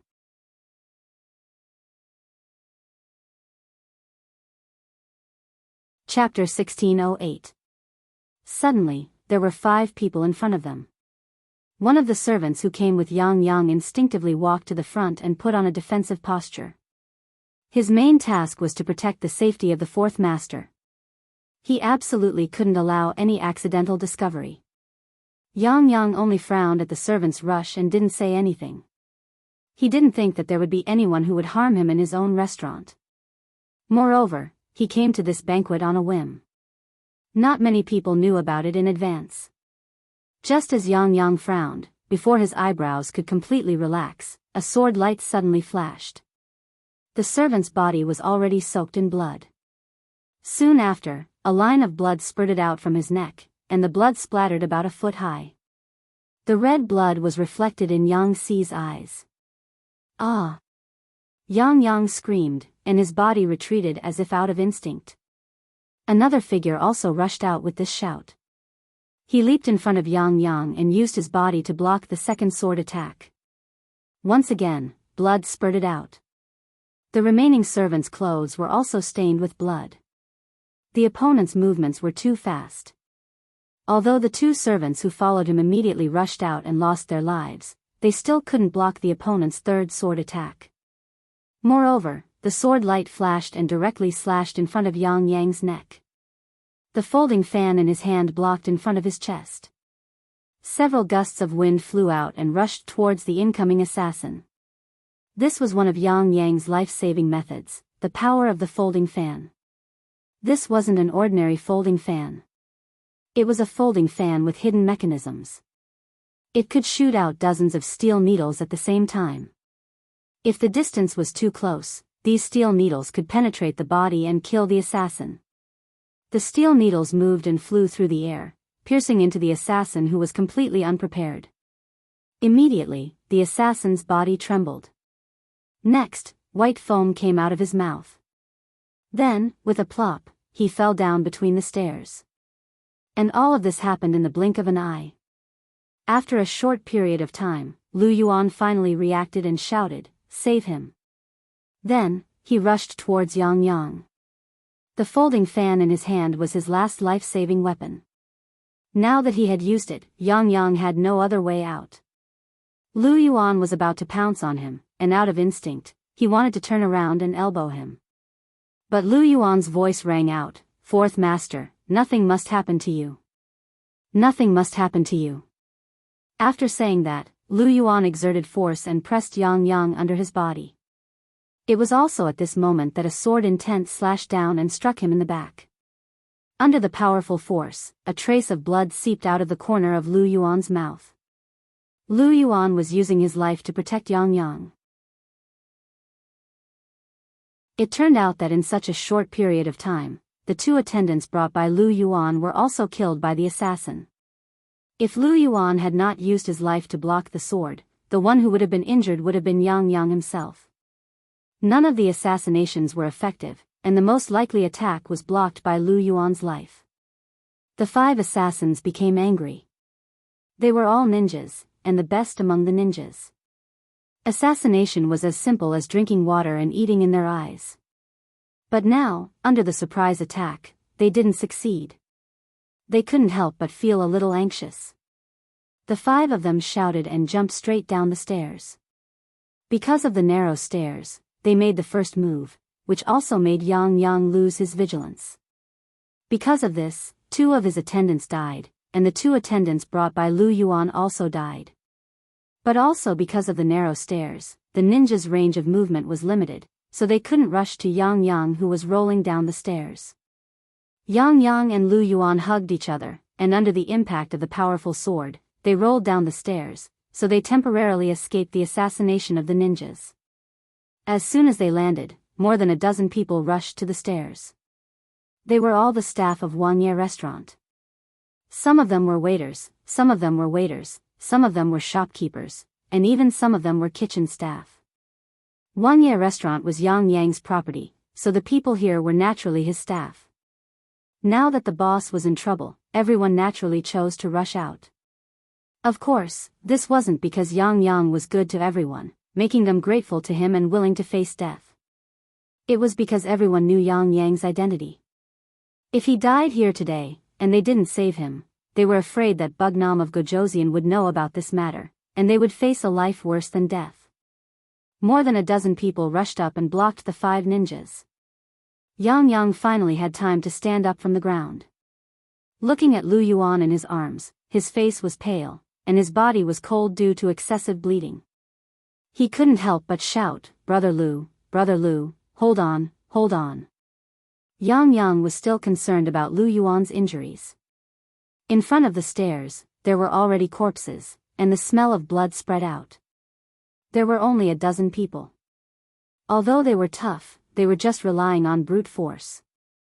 How could they be a match for 5 ninjas? Fortunately, as time passed, more and more people rushed up. To be able to become a famous restaurant in Kyoto, there were a lot of staff here. More and more people rushed out and finally blocked the ninja's surprise attack. Finally, someone took Lu Yuan from Yang Yang's hands, but it seemed that his situation wasn't good. Yang Yang, who was finally able to get up, reached out his hand and took out a Type 54 pistol from his waist. He opened the safety and fired at the 5 ninjas who were fighting. This time, he almost died in the hands of the other party, which made him scared and angry at the same time. Bang bang bang, gunshots rang out. Other than the first shot that suddenly injured a ninja, the other shots all missed. Not only did they not injure the ninja, but they also killed some of the restaurant staff. Bastard. Looking at the Type 54 pistol that had no more bullets, Yang Yang was a little regretful. He had this pistol with him for a long time, but he was too lazy to practice shooting. Now that it was time to use it, he regretted not working hard. Gunshots rang out, and the entire Wuxia restaurant's hall became chaotic. Some diners ran out of the restaurant as fast as they could. In their view, it was too dangerous to stay here. Although Yang Yang was in trouble, it was a great opportunity for many people. If they really saved Yang Yang here, the benefits would be beyond their imagination. But if they wanted to do something, they first had to look at their own strength. If they rushed to save someone, they would only lose their life. Then, no one was willing to do it. The hall became more chaotic because of the people fleeing in panic. At this time, Yang loaded another magazine into the Type 54 pistol, but at this moment, he couldn't calm down at all. He knew his own shooting skills, especially when he saw his own people. This time, more and more people died, and those 5 assassins, the one who was shot had already retreated. Other than bandaging his wound, the other 4 assassins were still intact. He felt that the situation was serious. Yang had a feeling that these assassins were determined to kill him. Inside the restaurant, at least the waiters were able to put up a fight. But once he left the restaurant, then no one would be able to help him. Perhaps a single sword strike would be enough to make him fall to the ground and turn him into a corpse. Everything happened too fast. From the time when the servants around him were injured to now when the people in the restaurant ran away, it was not even half an incense stick's worth of time. It would take at least half an incense stick's worth of time for the nearby soldiers to arrive. The question was, could they hold on until then? Yang's heart was very anxious, and the assassins were also very anxious. The more time passed, the more unfavorable it would be for them. Originally, they thought that this mission would be very easy to complete, especially after they learned in advance that Yang would appear here. They were even more confident. If everything went smoothly, perhaps as long as they met face to face, they could complete the mission of assassinating the target. But who would have thought that until now, the target was still safe and sound? Although the opponents in front of them were getting fewer and fewer, who knew if other accidents would suddenly appear? We will block them here, you go and kill the target. The leader of the 5 assassins saw that if this dragged on, it was very likely that an accident would happen, so he changed his sword style and slashed out fiercely. He relied on his excessive momentum to force the waiters in front of him to retreat. Taking advantage of this time, one of the jonins in front of him shouted loudly and jumped into the air. He actually jumped over the waiters and jumped to the periphery, and also came in front of Yang who was holding a gun. What are you doing? Seeing the assassin jump in front of him, Yang instinctively raised his gun and aimed at the other party. The black muzzle of the gun was pointed at him, and the jonin couldn't help but tremble as he stood in place. As a former member of the Xianxia, ninjas were very clear about the power of the flintlock. Especially the Xia's flintlock, as long as one was hit by it, there would be very few good results. Now that the muzzle was in front of him, it would be a lie to say that he was not nervous at all. But when he noticed that Yang's whole arm was constantly shaking because of nervousness, the jonin felt that the opportunity was coming, and suddenly his body swayed to the right, then turned to the left and rushed over. As soon as the jonin moved, Yang also moved, and the muzzle of the gun was pointed to the right and fired. When the gunshot sounded, he found that the assassin was rushing over from the left. He was shocked, and no longer cared about anything else. He waved his hand and threw out the 54 style. It must be said that Yang also practiced some martial arts. At that time, a gentleman had 6 skills, and he was born in the Yang family, so he was taught by a famous teacher. Unfortunately, he hasn't exercised for a long time, and coupled with the rich life, his body was not as flexible as before. After the 54 style was thrown out, it only made the opponent stop for less than half a breath of time. Then, he held the sword and rushed over. The sword wind whistled through the air and went straight to Yang's neck.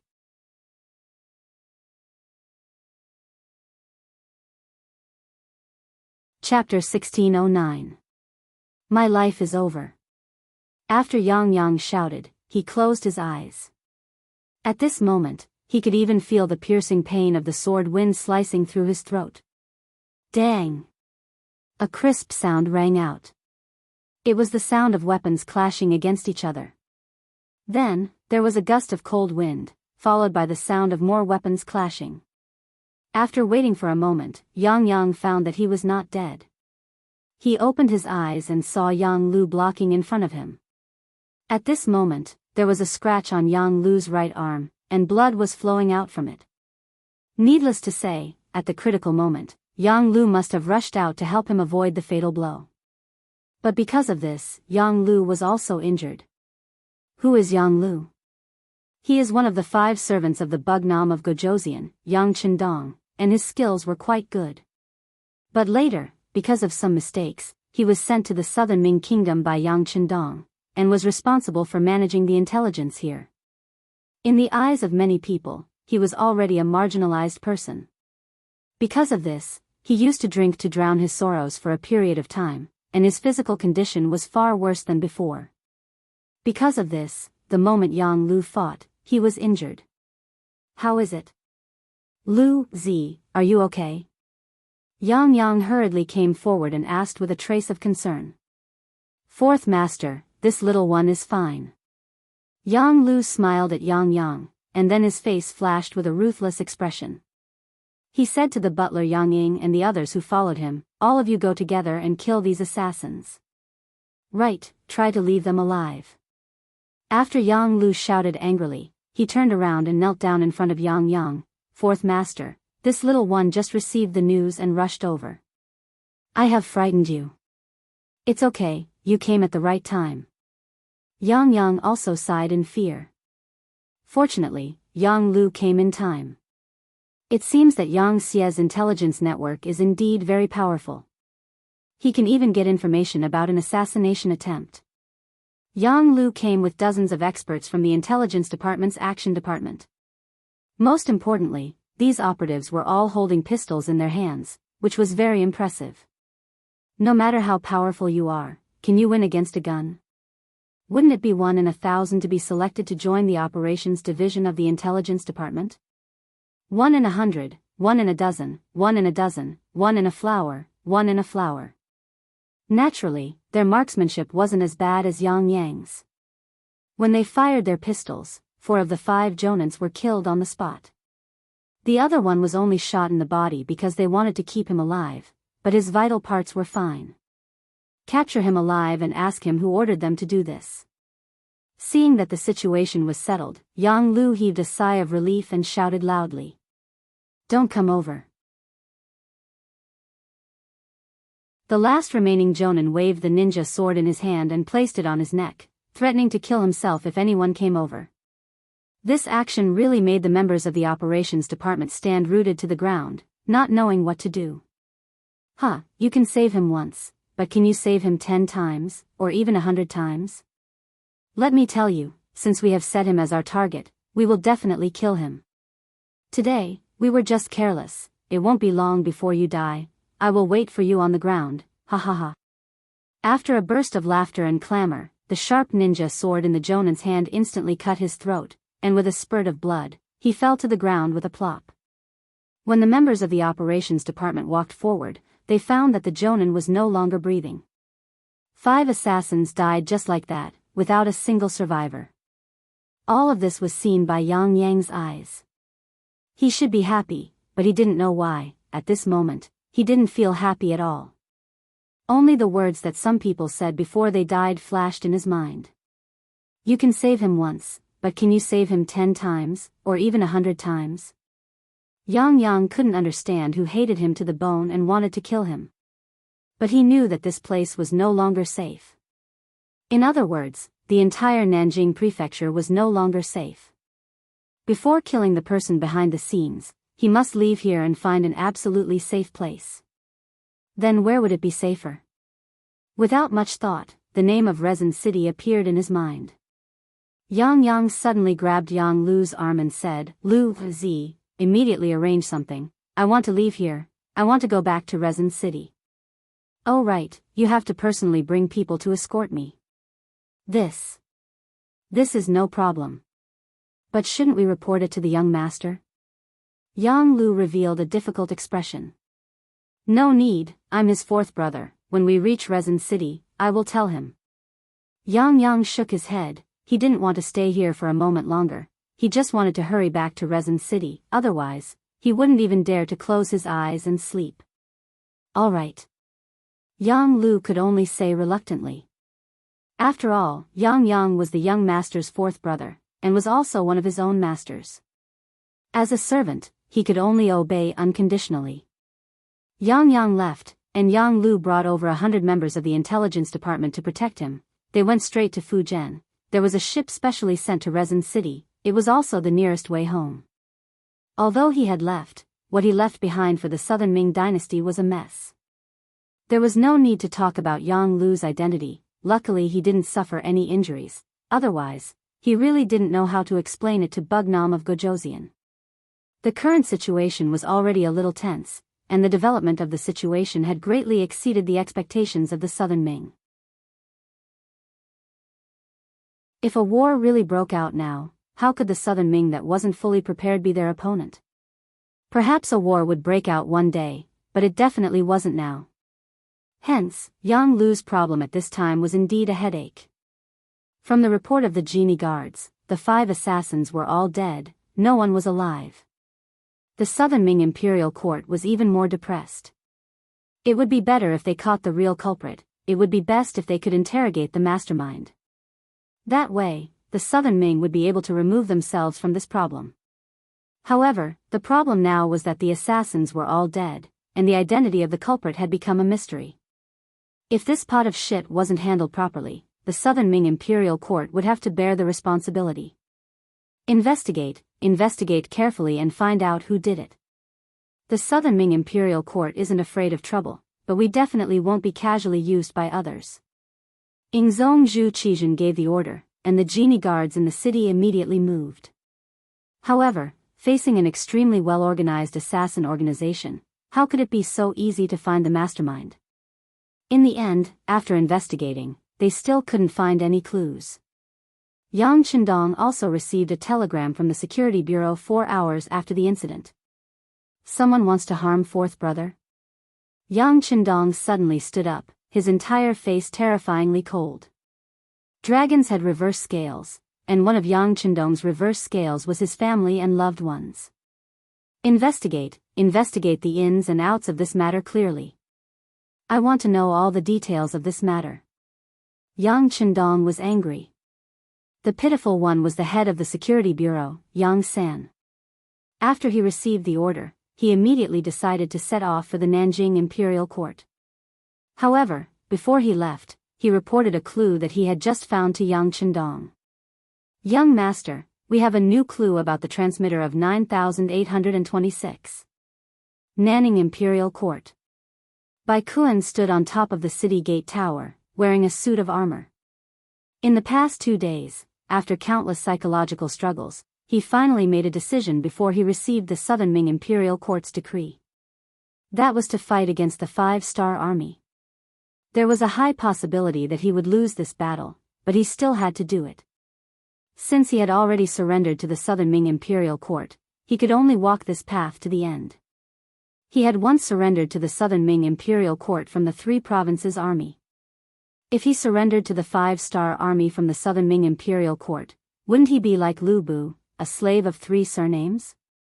Think about it, Lu Bu was the #1 general during the 3 Kingdoms era, but what good end did he have at that time, and what good reputation did he have today? No. Just the sign of a slave of 3 surnames nailed him to the pillar of shame, never to rise again.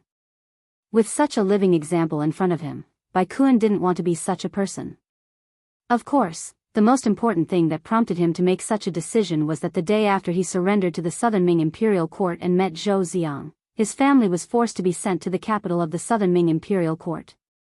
Gloriously, it was to protect his family and let them go to the capital to enjoy life. However, no one could see that this was simply treating his family as hostages. For the safety of his family, Bai Kuan could only do this. After making the decision, all the soldiers in the Nanning Imperial Court were gathered by him.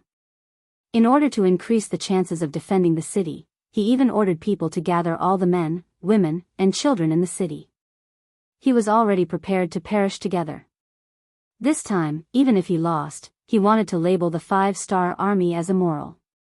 As for himself, as long as his family was safe, he didn't care if he died. It had to be said that Bai Kuan's decision was very bold. Especially the action of gathering all the men, women, and children in the city onto the city gate tower, it could be said to be a combination of despicable and shameless. This was because the moment the 5-star army attacked the other cities, using the cannons, it was inevitable that ordinary civilians would be blasted to death. Didn't Bugnam of Gojoseon say that he wanted to lead all the Han people to the peak of the world and let them live a good life? Alright, I'll place the people on the city gate tower and see if you dare to fire. If you do, you'll be slapping your own face. At that time, who will believe you? Yi Zichen thought. Alright. Amidst the weeping and crying, the city gate tower was filled with mournful wails. The civilians didn't know what kind of impact they would have on the city gate tower. They only knew that now that they were pushed to the front lines, they would become cannon fodder if they didn't do well. Because of this, they all cursed Bai Kuan's 8 generations of ancestors in their hearts.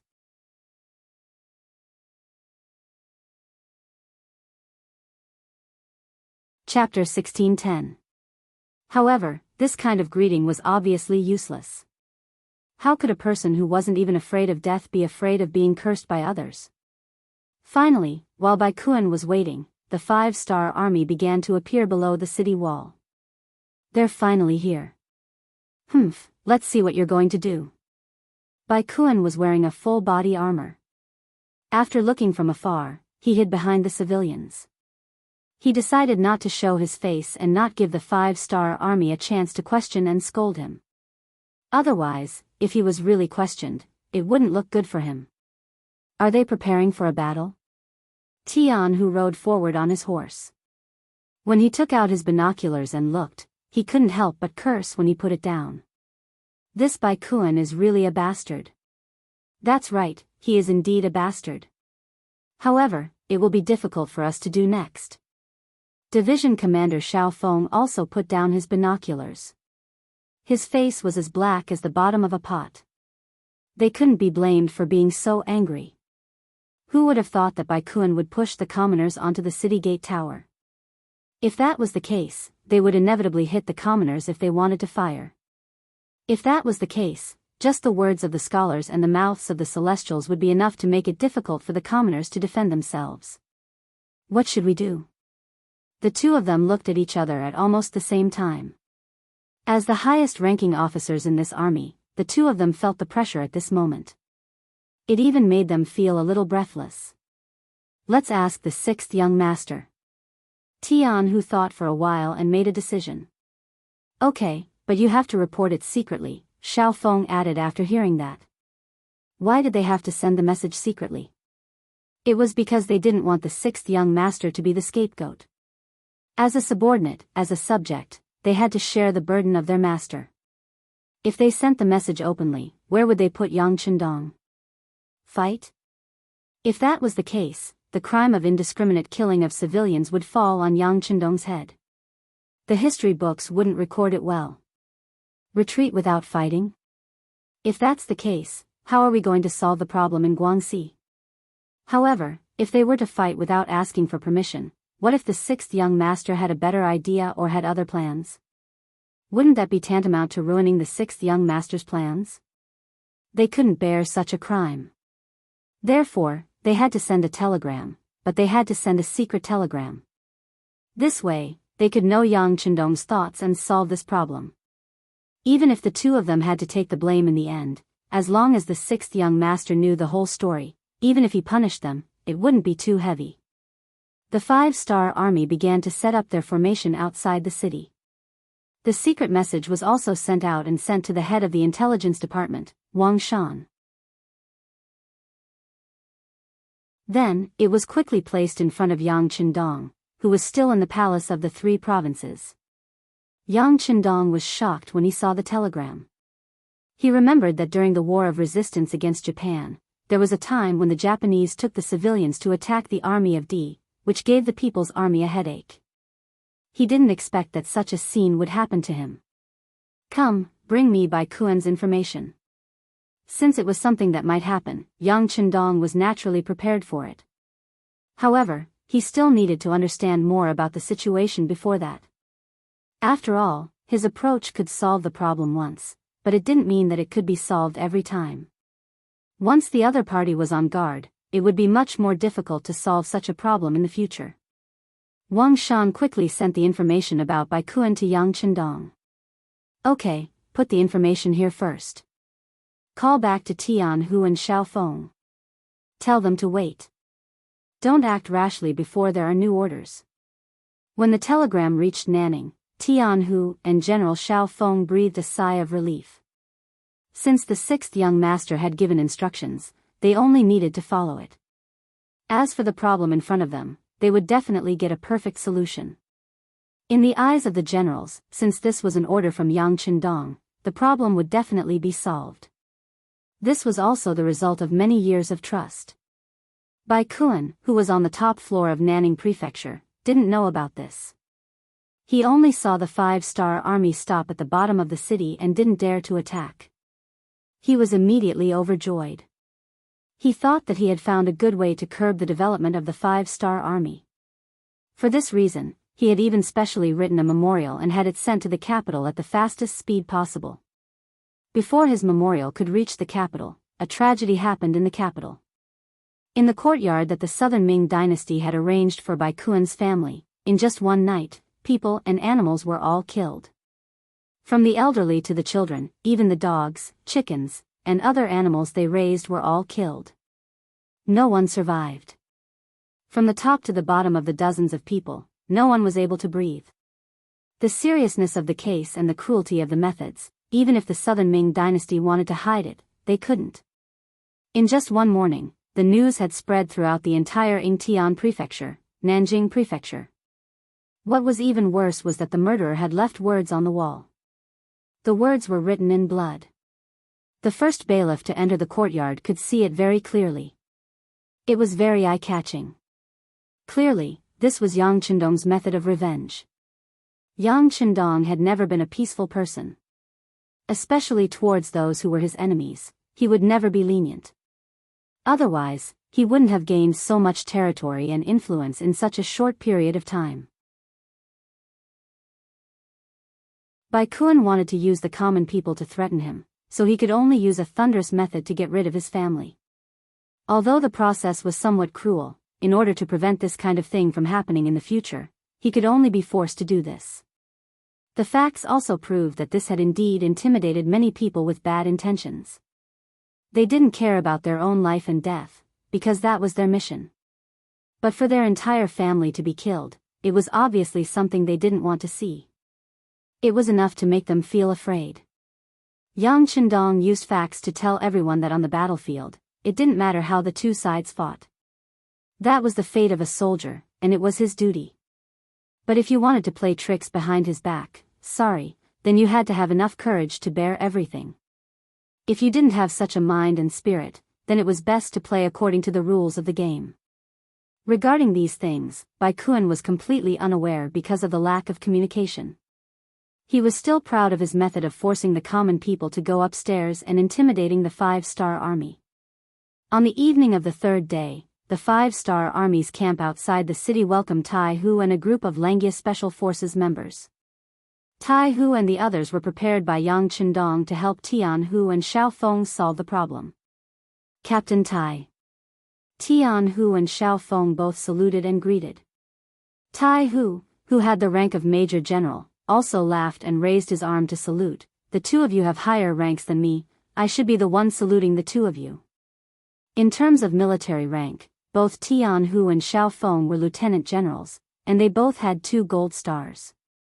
But they knew that people like Tai Hu couldn't be judged by military rank. Everyone knew that although the Langia Special Forces had the least number of people, their combat power was very high. They specialized in completing difficult missions that a large army couldn't. Of course, the most important point was that the Langia Special Forces members weren't under the jurisdiction of the 5-star army's army. They were under their own rule and were only under the control of Yang Qindong. Even if the 6th young master wasn't around, they would only listen to the eldest prince, who was also Yang Xia's successor, Yang Bo's orders. Just based on this, they couldn't be compared to him. Both sides were familiar with each other. After all, they had trained together in the early days and had many years of camaraderie. Now that they were gathered together, they couldn't help but warm up. After connecting, Tai Hu told Yang Qindong about some of the things that Yang Qindong had instructed him to do before he came here. Generals, the 6th young master wants you to assist us. There shouldn't be any problems, right? Since it was Yang Qindong's order, Tian Hu and Xiaofeng naturally didn't have any objections. After nodding their heads, they said in unison, "We will obey the sixth young master's order." "Captain Tai, please tell us what to do." "Okay, then I'll be overconfident." Tai Hu laughed, then walked to the sand table and began to arrange the combat mission. The morning of the fourth day. The weather was beautiful, and the wind was gentle and the sun was bright. The sun hung high in the sky, and there weren't even many white clouds. Bai Kun slept until dawn. When he woke up in the morning, he looked up at the sky and couldn't help but sigh. Good weather. Then, with the help of his bodyguards, he put on his armor and went up the city gate tower. Before they could reach the top of the city wall, someone had already reported that the 5-star army had started to move. The 5-star army's field cannons had also started to advance. What? Do they really dare? Hearing this, Bai Kun's face tensed up. He was most afraid that the 5-star army would disregard all criticism and launch a fierce attack. In this way, although the other side would also be criticized by the public, the first to die would be him. This was something he absolutely didn't want to see. He hurriedly went up the city gate tower and saw the cannons continuously moving forward. Not only that, the 5-star army also split up. A large number of cavalry moved towards the north and south gates. What are they doing? Bai Kun was puzzled at first. After thinking it through, he couldn't help but let out a sigh of relief. What? Do they want to play a trick of surprise? Then you are destined to miscalculate. On the other city gate towers, I have also arranged for many civilians. Unless you dare to risk universal condemnation, you can dream of attacking the city. The 5-star army's actions didn't make Bai Kun feel afraid. He had a feeling that the other side was just bluffing. They wouldn't dare to casually attack civilians. Since that was the case, what was there for him to worry about? Bai Kun's heart calmed down. However, what he didn't know was that in the sky above him, there was an air force flying over.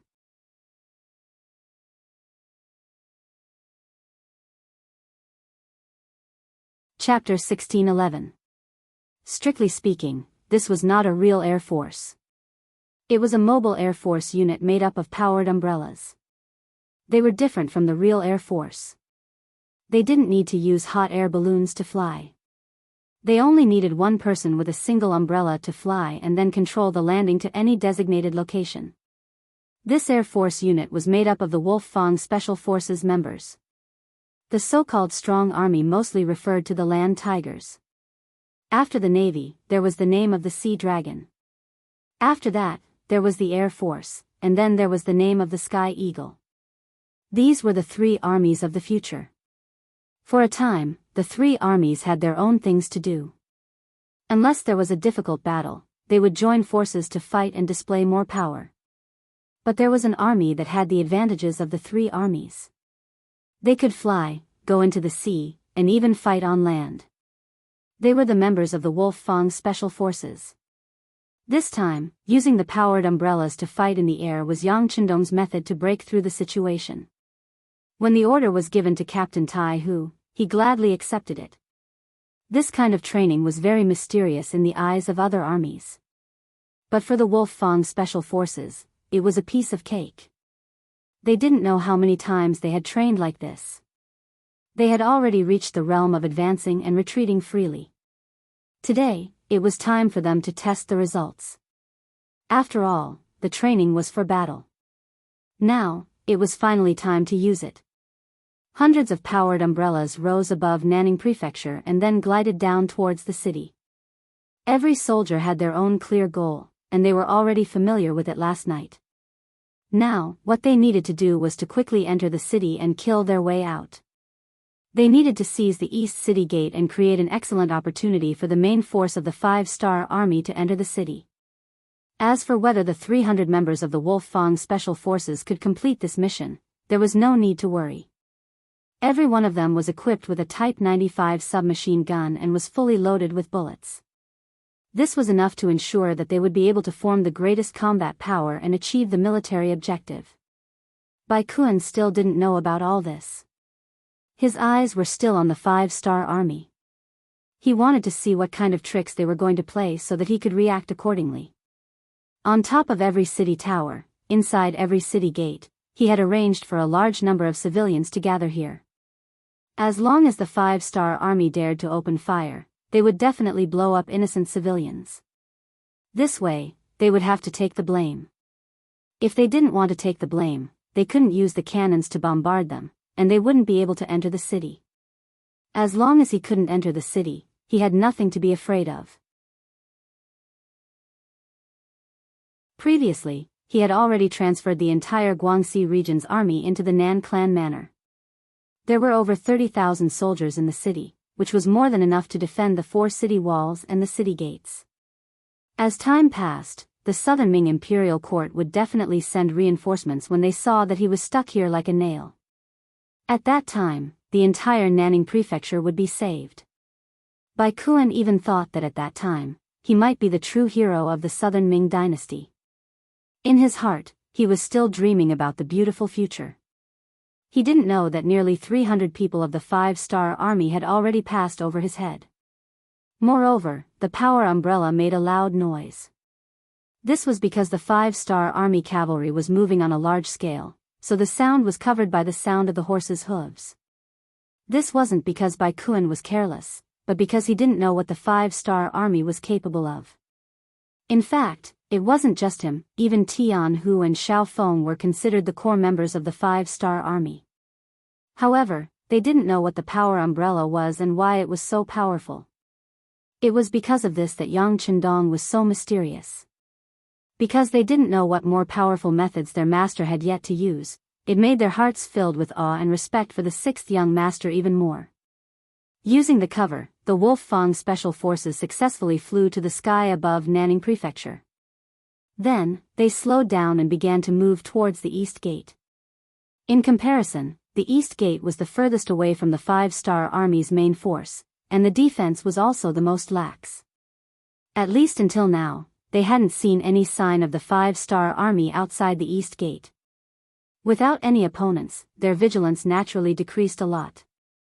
This also created better conditions and opportunities for the Wolf Fang special forces to attack.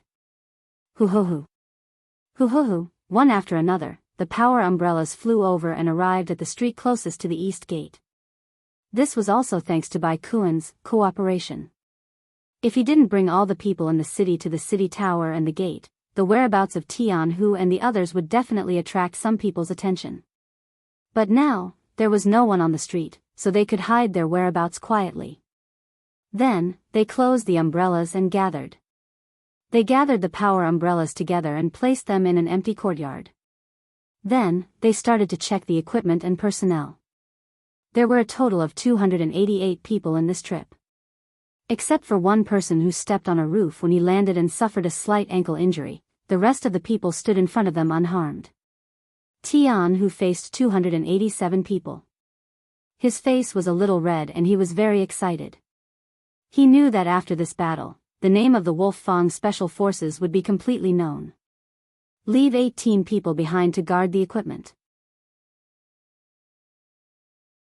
The remaining 270 people will be divided into 9 teams, each team has 30 people. Search in a fan shape and move towards the East Gate. Remember, unless you encounter the enemy's main force, it's better not to fire if you don't have to. Do you understand? Tianhu asked loudly. In the entire team, except for the 18 people who were about to be left behind, the rest of the 270 people answered in unison. If it weren't for the fact that they were in the enemy's heart and couldn't shout loudly, their shouts would have caused the earth to shake. In the following time, they formed the teams. Except for the injured person, 17 people were left behind unwillingly to guard the equipment. The other 9 teams were quickly organized and then followed their respective team leaders to search in the direction of the target. When the Wolf Fang Special Forces was established, one of the earliest tasks was to carry out the beheading operation. Therefore, their vigilance was extremely high. For example, how to camouflage and move forward in the enemy's rear was their specialty. 9 teams with a total of 270 people moved together. This could be said to be the biggest operation of the Wolf Fang Special Forces in the enemy's rear. Everyone knew the importance of this task, so they were very careful when they moved forward. No one wanted to drag the whole team down because of their own reasons. The result of their concerted efforts was that they were not discovered by anyone until they moved to the east gate. Team 3 and Team 4 will take the initiative to attack. The other teams will protect them. If things go wrong, you can choose to shoot. When they moved to a place 1 mile away from the east gate, Tianhu made a gesture to stop the team and start to arrange the situation. 5 minutes later, Teams 3 and 4 with a total of 60 people became the first echelon. They walked out of the darkness and moved toward the east gate, which was slightly empty. These 60 soldiers were all wearing the military uniform of the South Ming Army. This was one of the items they had obtained when they encountered the patrol team of the South Ming Army. Now was the time to borrow this flag. Outside the east gate, the soldiers of the South Ming Army stood in a mess. Some of them had even leaned against the bricks below the city gate tower, closing their eyes to rest or taking a short nap. The soldiers would only open their eyes when the civilians under the city gate moved. Then, they would reveal a ferocious look, warning and threatening the innocent civilians not to move. Otherwise, the consequences would be very serious. When Tai Hu and the others saw this through the binoculars, they gritted their teeth in hatred. Was this how the strong bullied the weak and the strong bullied the weak? Did they only know how to threaten the defenseless civilians? What kind of ability was this? Fortunately, Teams 3 and 4 attacked at this moment. It was time to save the civilians. They were all wearing the military uniform of the South Ming Army and looked like they had just returned from a patrol. Even if some of the South Ming Army saw them, they did not think much of it and continued to do what they were supposed to do. After all, they were on the same side and there was nothing to be suspicious about. 400 meters. 300 meters. 150 meters. When they were finally 50 to 60 steps away, those with good eyesight could clearly see the faces of the other party. A Chiliarch of the South Ming Army had a puzzled expression on his face. He realized that he did not recognize a single one of the South Ming Army. He did not even recognize a single one of them. This unexpected situation attracted the attention of the Chiliarch. He could not help but shout, "Which general are you under? Why do you look so unfamiliar?" This shout also attracted the attention of the other South Ming Army soldiers. Everyone looked at these people with puzzled expressions. The captain of the third team was Shou Ho. He had already expected this to happen and did not panic. Instead, he laughed and said, "I am General by Kuan's personal guard. This time, I am here to inspect you. I say, your vigilance is not bad. The city gate is so tightly sealed. You can't be thinking that the 5-star army is so resourceful that they can fly into the city, right?" This explanation immediately attracted a wave of laughter. It was clear that everyone had the same thought. They did not think that the 5-star army could enter the city with such a tight seal. In addition, Shou Ho said that he was Lord by Kuan's personal guard. Just this identity alone was enough to make everyone look up to him. So it is Lord Personal Guard. Forgive my poor eyesight. Quickly come and rest. The Chiliarch revealed a fawning smile.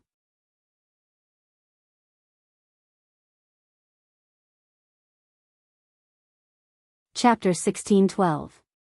Since someone invited him, Shou Ho naturally wouldn't be polite. He called the members of Squad 3 and 4 and strode towards the East City Gate. While walking, they also intentionally tidied up the long backpack behind them. It contained the 95 style. Completely caught off guard, Shou Ho brought his men to the side of the Chiliarch. The other members also began to move closer to the other soldiers of the Southern Ming Army. A silent killing intent was spreading. The Chiliarch seemed to be a chatterbox, but he also seemed to have a friendly personality. When he saw Skinny Monkey standing in front of him, he walked up with a smile.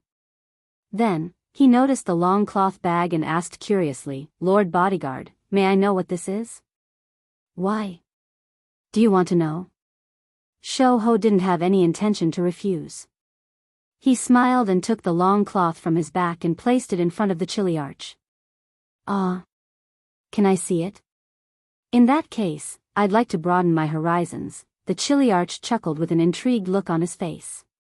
It seemed that everyone was very curious about the unknown.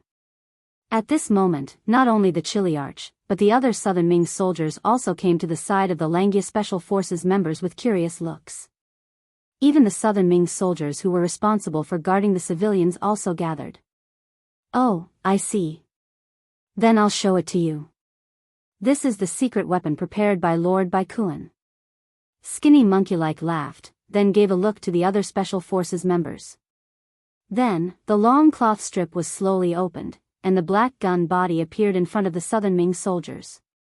Most of these Southern Ming soldiers were people who rebelled with the three provinces King Zhuhuitu. But after Baikuan surrendered to the Southern Ming army, they also changed and became part of the Southern Ming army. For people like them, their military quality was very ordinary, not to mention their knowledge. For people like them, firearms were something they had only heard of and had never seen with their own eyes. Not to mention the extremely advanced 95 style. When this thing was taken out, they only knew that it was an iron lump. As for what it was used for, they had no idea at all. Shou Ho and the other members took out the 95 style in front of the enemy, then held it in their hands and pulled the safety. How is it? Have you never seen him before? Let me tell you, this is the newest firearm. Its name is the 95 style.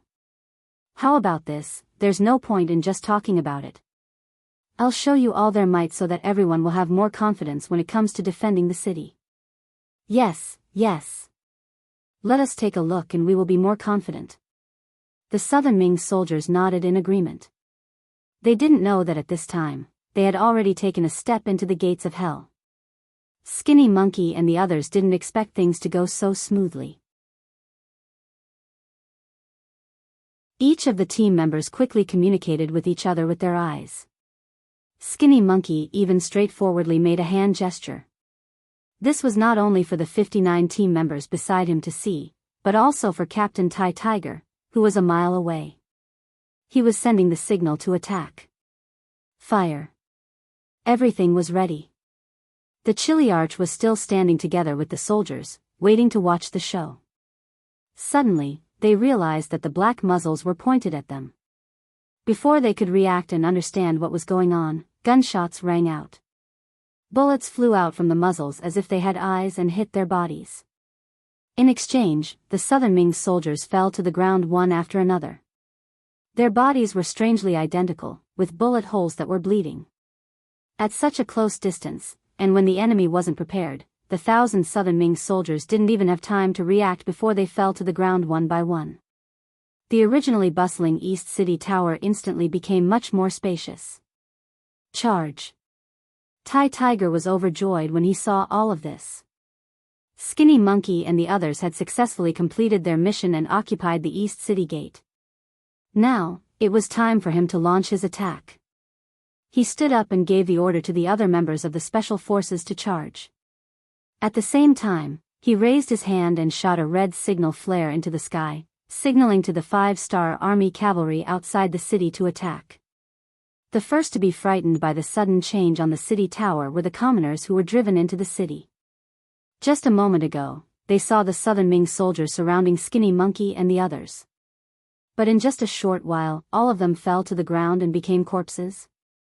What kind of powerful weapons were these people holding? Also, if these people wanted to attack them with guns, what should they do? Wait for death? Even at this time, the commoners were still cowering and huddling together. No one thought of resisting with their lives. It had to be said that this was also a kind of tragedy. Someone once said that when the Japanese invaded China, 2 Japanese soldiers were enough to watch over 2,000 people and make them not dare to act rashly. That was a scene that people didn't dare to imagine. But this was the most realistic portrayal of what happened to the commoners. This was the behavior of the foolish commoners. The way they were educated made them listen to everything that happened. Without anyone leading them, even if they knew that they would die, they would still accept it. They didn't even have the thought of resisting. It really made people angry, and sad. However, this kind of thing wouldn't happen in the future. After becoming a Xianxia citizen, they would be educated and learn how to read and learn. At that time, they would know that people's lives were equal. If others wanted to kill them, they would kill them back. This was a legitimate defense and also a result of human nature. In this way, if someone wanted to harm the Han people in the future, they would have to wait for the countless Han people to stand up and resist them. At that time, even if you were a devil, the commoners would work together to tear you to pieces and defeat you. Back in the real world, Tai Hu and the others started to charge. After the Southern Ming soldiers on the city tower noticed that something was wrong, they started to send troops to attack the city gate. Instantly, gunshots rang out and the soldiers of the South Ming dynasty fell into a pool of blood.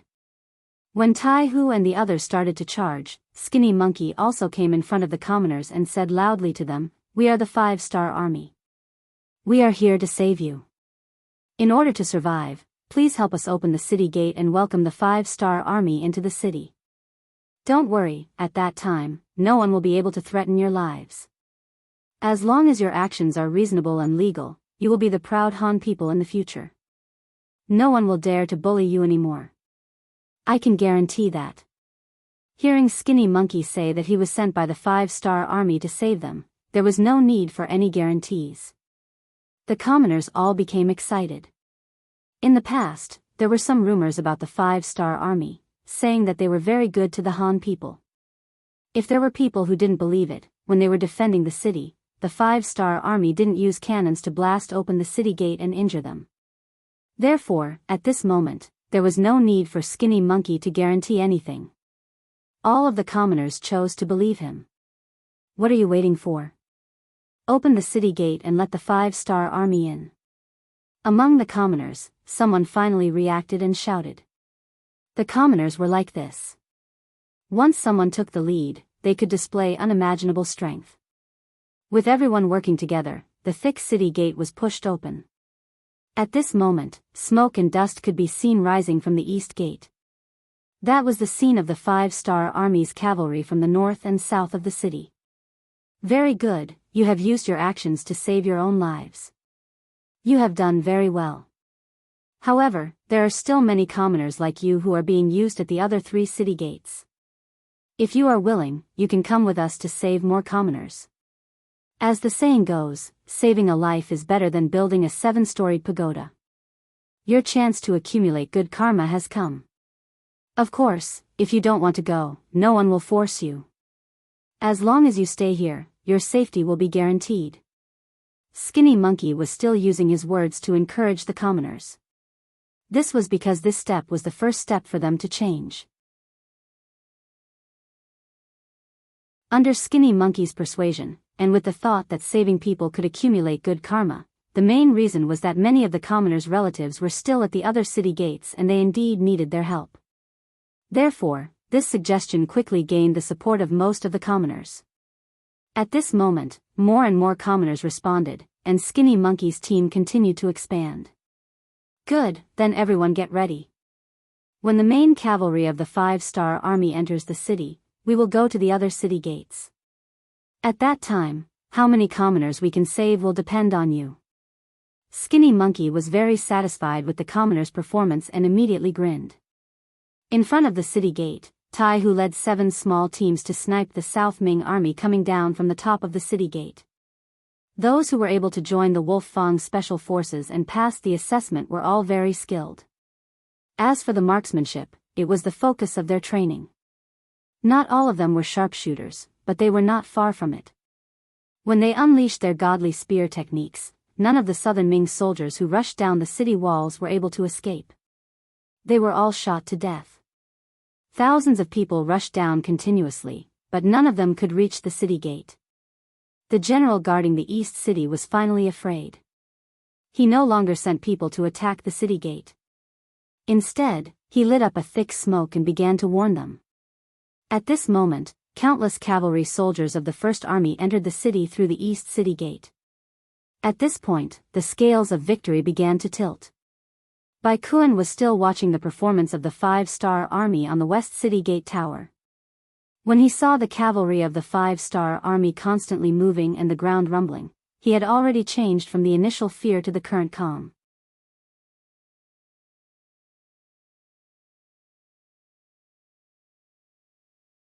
Chapter 1613.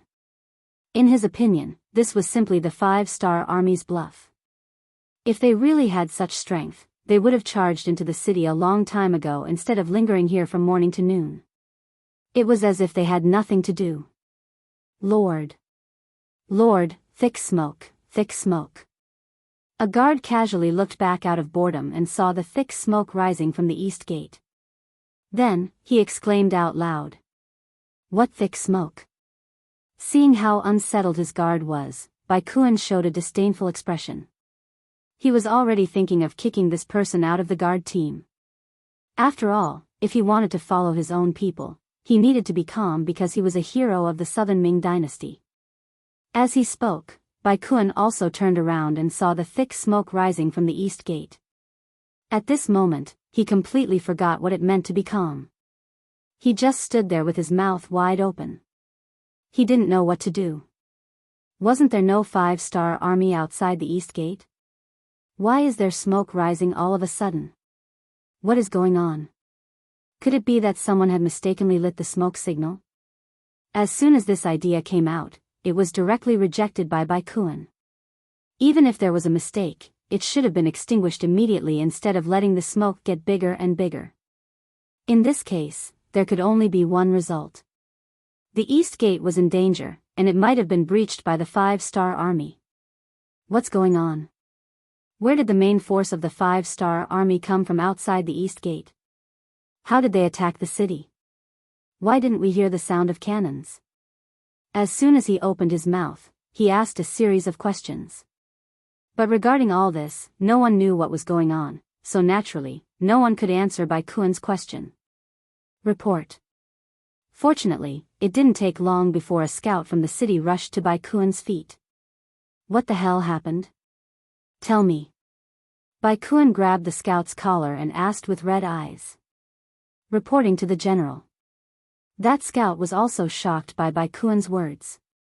However, he still replied instinctively. The 5-star army suddenly appeared in the city and attacked from the inside. Now that the main force of the 5-star army has entered the city, all the city gates have become dangerous. General, please send reinforcements. When the scout's reply entered Baikuan's ears, he shook his head in disbelief. Impossible. How could there be 5-star army reinforcements in the city? Didn't we check it before? Where did they come from? Huh? Baikuan found it hard to believe the truth in front of him. If someone were to tell him right now that the 5-star army's reinforcements had flown over while his attention was focused on the cavalry below the city walls, he would definitely not believe it. But now, regardless of whether he believed it or not, things had already happened. What he needed to do now was to send reinforcements. But the problem was, if he were to face the 5-star army head-on, would his 30,000 South Ming soldiers really be a match? If he was an opponent, why would he threaten the commoners to become human shields? Although he knew that the possibility of them being a match wasn't high. But at this moment, he had no other choice. Baikuan waved his hand and said with the attitude of a general who wouldn't return, "Leave a portion of you to guard the west side of the city. The rest of you, follow me down the city walls. We will work together to chase the 5-star army out of the city." Chasing them out was a lie. The real thing was to find a chance to escape. Because when Baikuan said this, he didn't have the confidence to do it. The soldiers below didn't know the truth. They only saw that even the general was going to get on the horse and they were all encouraged. Thinking that the city was still their territory, they all shouted and followed Baikuan down the city walls. The 5-star army's cavalry entered the city. Leading them was a division commander, Temu. He had quite a bit of experience, and most importantly, his horse riding skills weren't bad. After entering the city, he led the cavalry and started to rampage. Whenever they met the South Ming reinforcements, the cavalry would crush the South Ming infantrymen in an instant. After the cavalry charged past, the ground was covered with corpses. The soldiers he brought were all veterans and elites. Furthermore, they were cavalry and had a natural ability to crush infantrymen.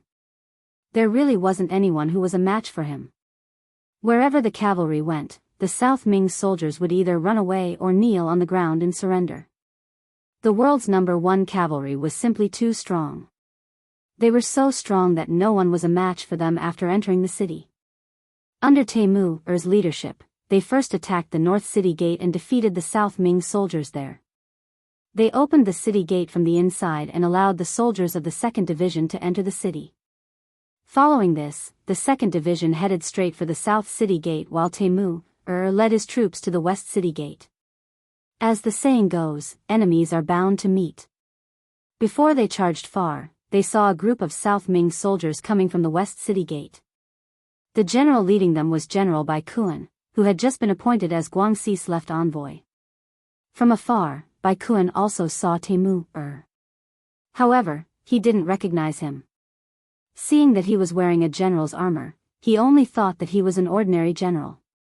Bai Kuan, who wanted to take advantage of the chaos to kill his way out, naturally wouldn't avoid anyone. He needed to kill his way out.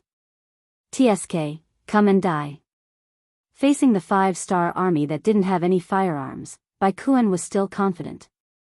After all, he was personally appointed as the Guangxi Great General by Zhu Huitu. You are Bai Kuan?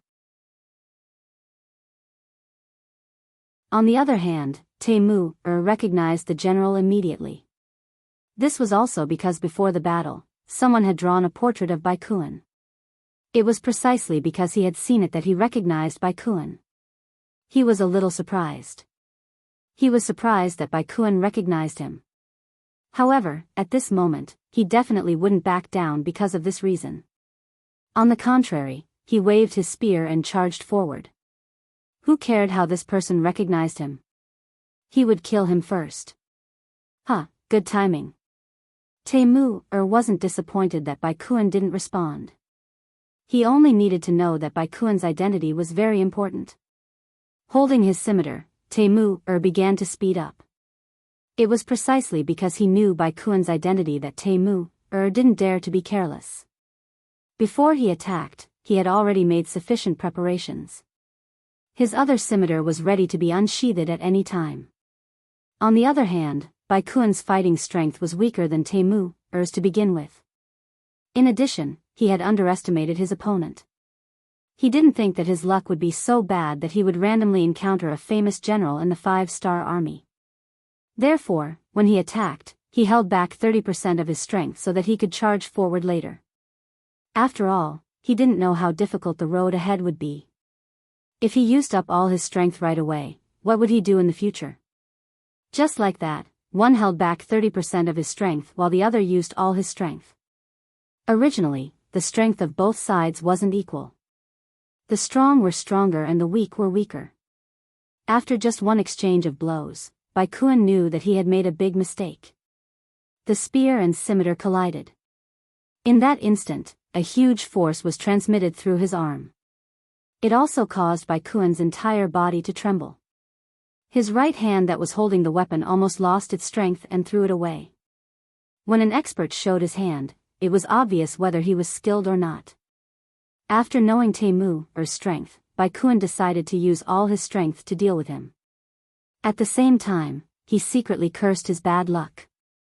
How could he meet such a fierce general so casually? However, it was obviously a little too late for Bai Kuan to get serious.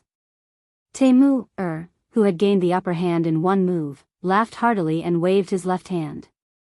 The scimitar quickly drew a gust of wind and slashed across Bai Kuan's armor. With one slash, the armor was split into two. At the same time, blood and flesh were drawn out. It was just one slash.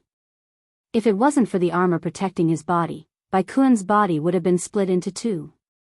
Ayaya. Bai Kuan involuntarily cried out when he felt the intense pain in his chest. He then turned around and tried to leave. Beside him, a few of his personal guards rushed over on their horses in an attempt to save their master. The bodyguards weren't slow. However, compared to the soldiers of the world's #1 cavalry army, they were much slower. These soldiers seemed to have expected something would happen. Without waiting for the bodyguards to rush over, they rushed out and blocked the path of the bodyguards. Taking this opportunity, Temu chased after Baikuan. Just as Baikuan turned his horse around, a slash of his scimitar came towards him. Baikuan didn't expect that he would be hit again. His arm was hit once more, and he fell from his horse as a result. Save the general. When the bodyguards who didn't have horses saw this scene, they quickly rushed forward and blocked Temu with their lives. Then, under the protection of the bodyguards, Baikuan, who was covered in blood, led the infantrymen behind him and kept retreating. Take the small path. Although Baikuan had been slashed twice, he was still conscious. After that exchange, he saw the power of the 5-star army's cavalry.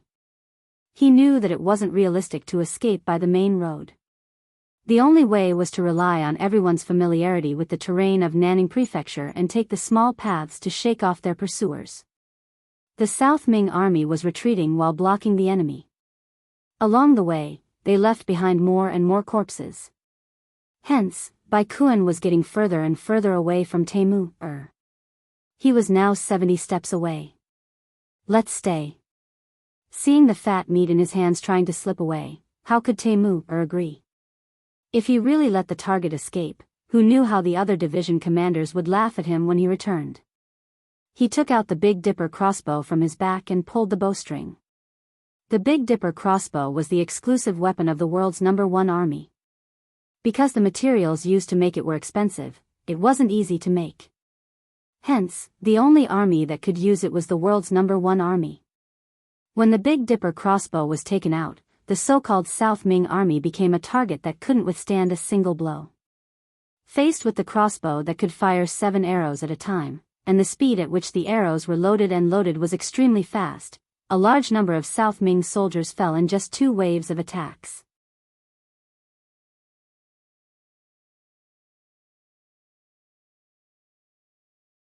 Chapter 16-14.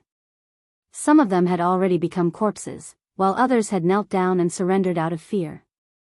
This caused Temu to have no obstacles in his way. With a loud laugh, Commander Temu leapt out on his horse and headed straight for the injured Baikuan. The 5-star army's cavalry entered the city, which meant that Nanning Prefecture had fallen. When the 4 city gates opened from the inside, countless commoners erupted with their strength, knocking down the 20,000 Southern Ming soldiers. The strength of the commoners could not be underestimated. It was fine if they didn't erupt, but once they did, the shocking strength they released would leave people speechless. Thus, Nanning Prefecture fell. The pitiful Baikuan was first captured alive by Temu due to his injuries. After a simple bandage, he was tied to a pillar in front of the city square. Countless commoners swarmed over. The timid ones were allowed to throw rotten eggs or green vegetables at Baikuan's body. The more daring ones directly spat at him. There were even some who urinated on him on the streets. As for the more daring ones, they used sharp daggers to slice off Baikuan's flesh under the supervision of the 5-star army soldiers. This was a punishment worse than death by 1,000 cuts. All of this was because Baikuan wanted to force the commoners into a state of certain death. Now, retribution had arrived. If he had known that this would happen, he would not have chosen to use the commoners as a human shield even if he was beaten to death.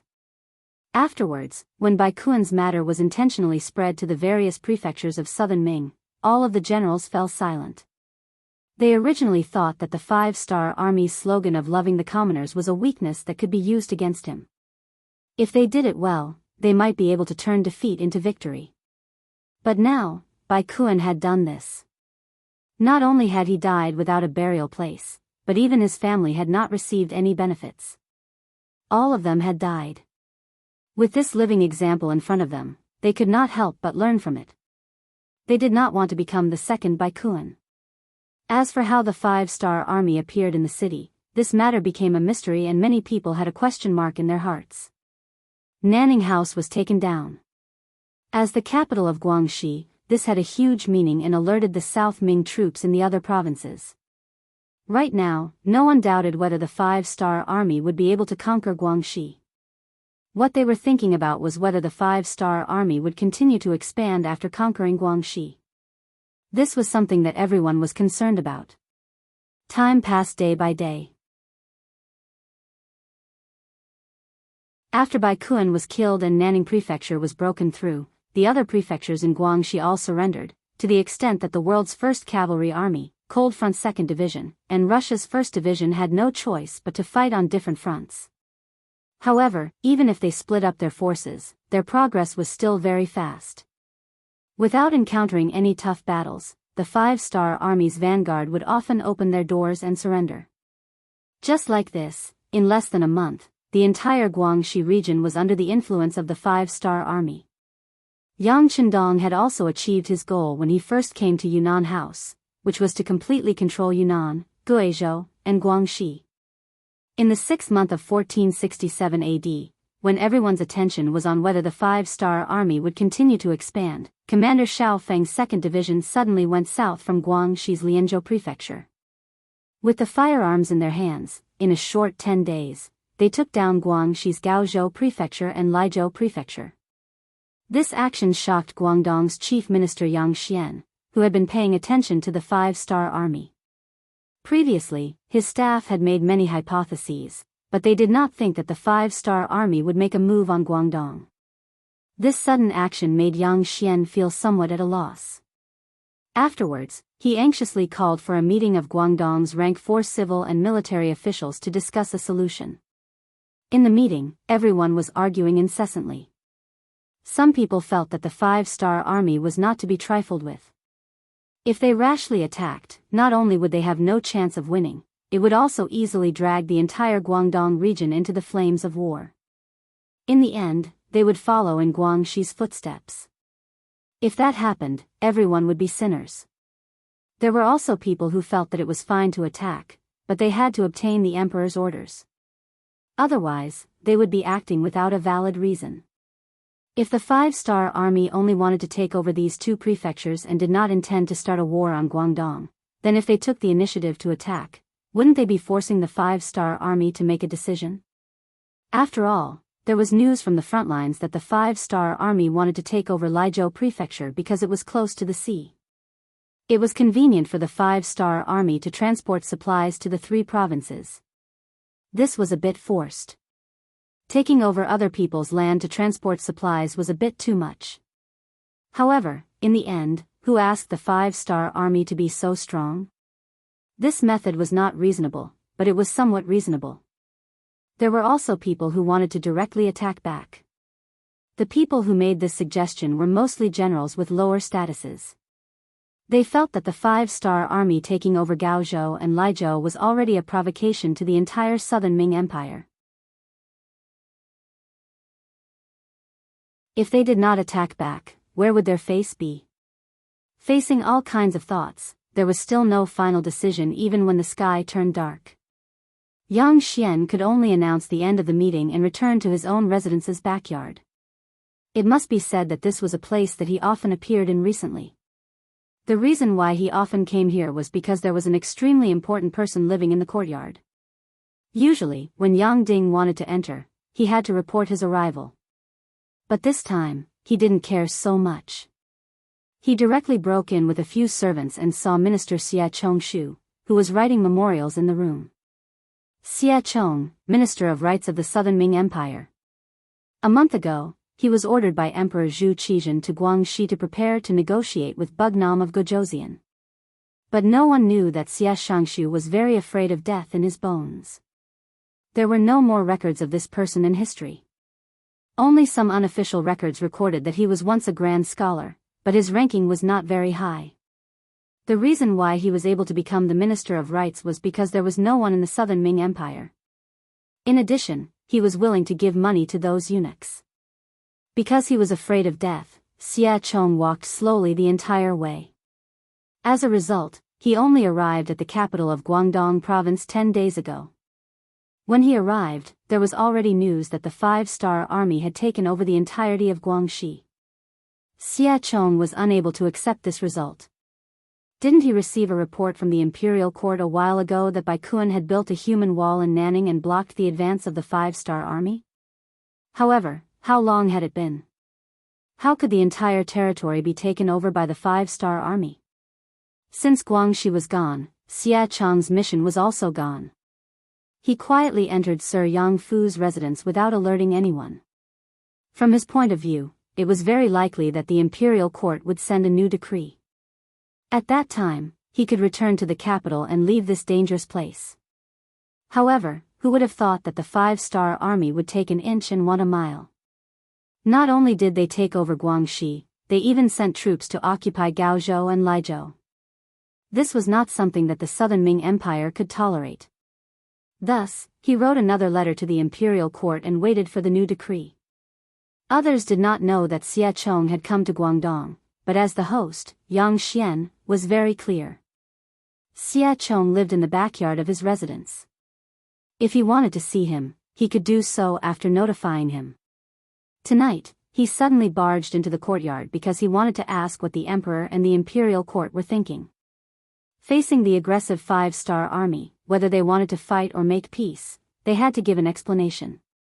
"You're here. Have a seat." Xia Chong did not care about Yang Xian barging in at night. This was someone else's residence. If they wanted to come in, they could come in. Why would they need his permission? Not to mention, he also had some things to say to Yang Xian. "Lord Minister, the situation outside is very chaotic. It is very difficult for me." After sitting down, Yang Xian began to complain. I know. Lord Yang, don't worry. I have already sent an urgent letter to the imperial court. I believe that there will be a reply soon. Don't worry. Xia Chong was already panicking. However, in order to stabilize the morale of the soldiers and the people, he pretended to be comforting. Hearing that the letter had been sent, Yang Xian's expression became much better. Presumably, the imperial court would not blame him for losing Gaozhou and Laizhou after knowing that the 5-star army had sent out such a powerful force. If that was the case, it would be much easier to deal with this matter. At this moment, he was also grateful that Minister Xia Chong was here. At least, his position was not the highest. If something really happened, he would not have to take the blame. Although his mood became better, it was impossible to say that he was completely at ease. After all, he was the chief minister of Guangdong, the highest-ranking official here. If something happened in Guangdong, Xia Chong would be punished. He would not be any better. Since there were no outsiders here, Yang Xian could ask some probing questions. "Minister Xia, you see that the 5-star army doesn't care about anything. Shouldn't we also do some defensive work? For example, the teaming guard is not far from Gaozhou. Can we order them to prepare for battle in advance?" Yes, Xia Chong said after thinking for a moment. Before receiving a new decree from the imperial court, no one knew what the emperor's decision would be. If the emperor decided to fight and he did not make any preparations, wouldn't he be delaying the important matter? He could not bear this responsibility. However, preparations were still preparations. After thinking for a while, Xia Chong said, "Lord Yang, you can order the Guanghai Guard to make appropriate preparations. However, you must remember that if the 5-star army does not intend to continue east, do not take the initiative to provoke them. Violators will be punished according to military law." You're tuning in to the Carefree Valley YouTube channel. Don't forget to subscribe and join us on this journey to catch the most captivating stories.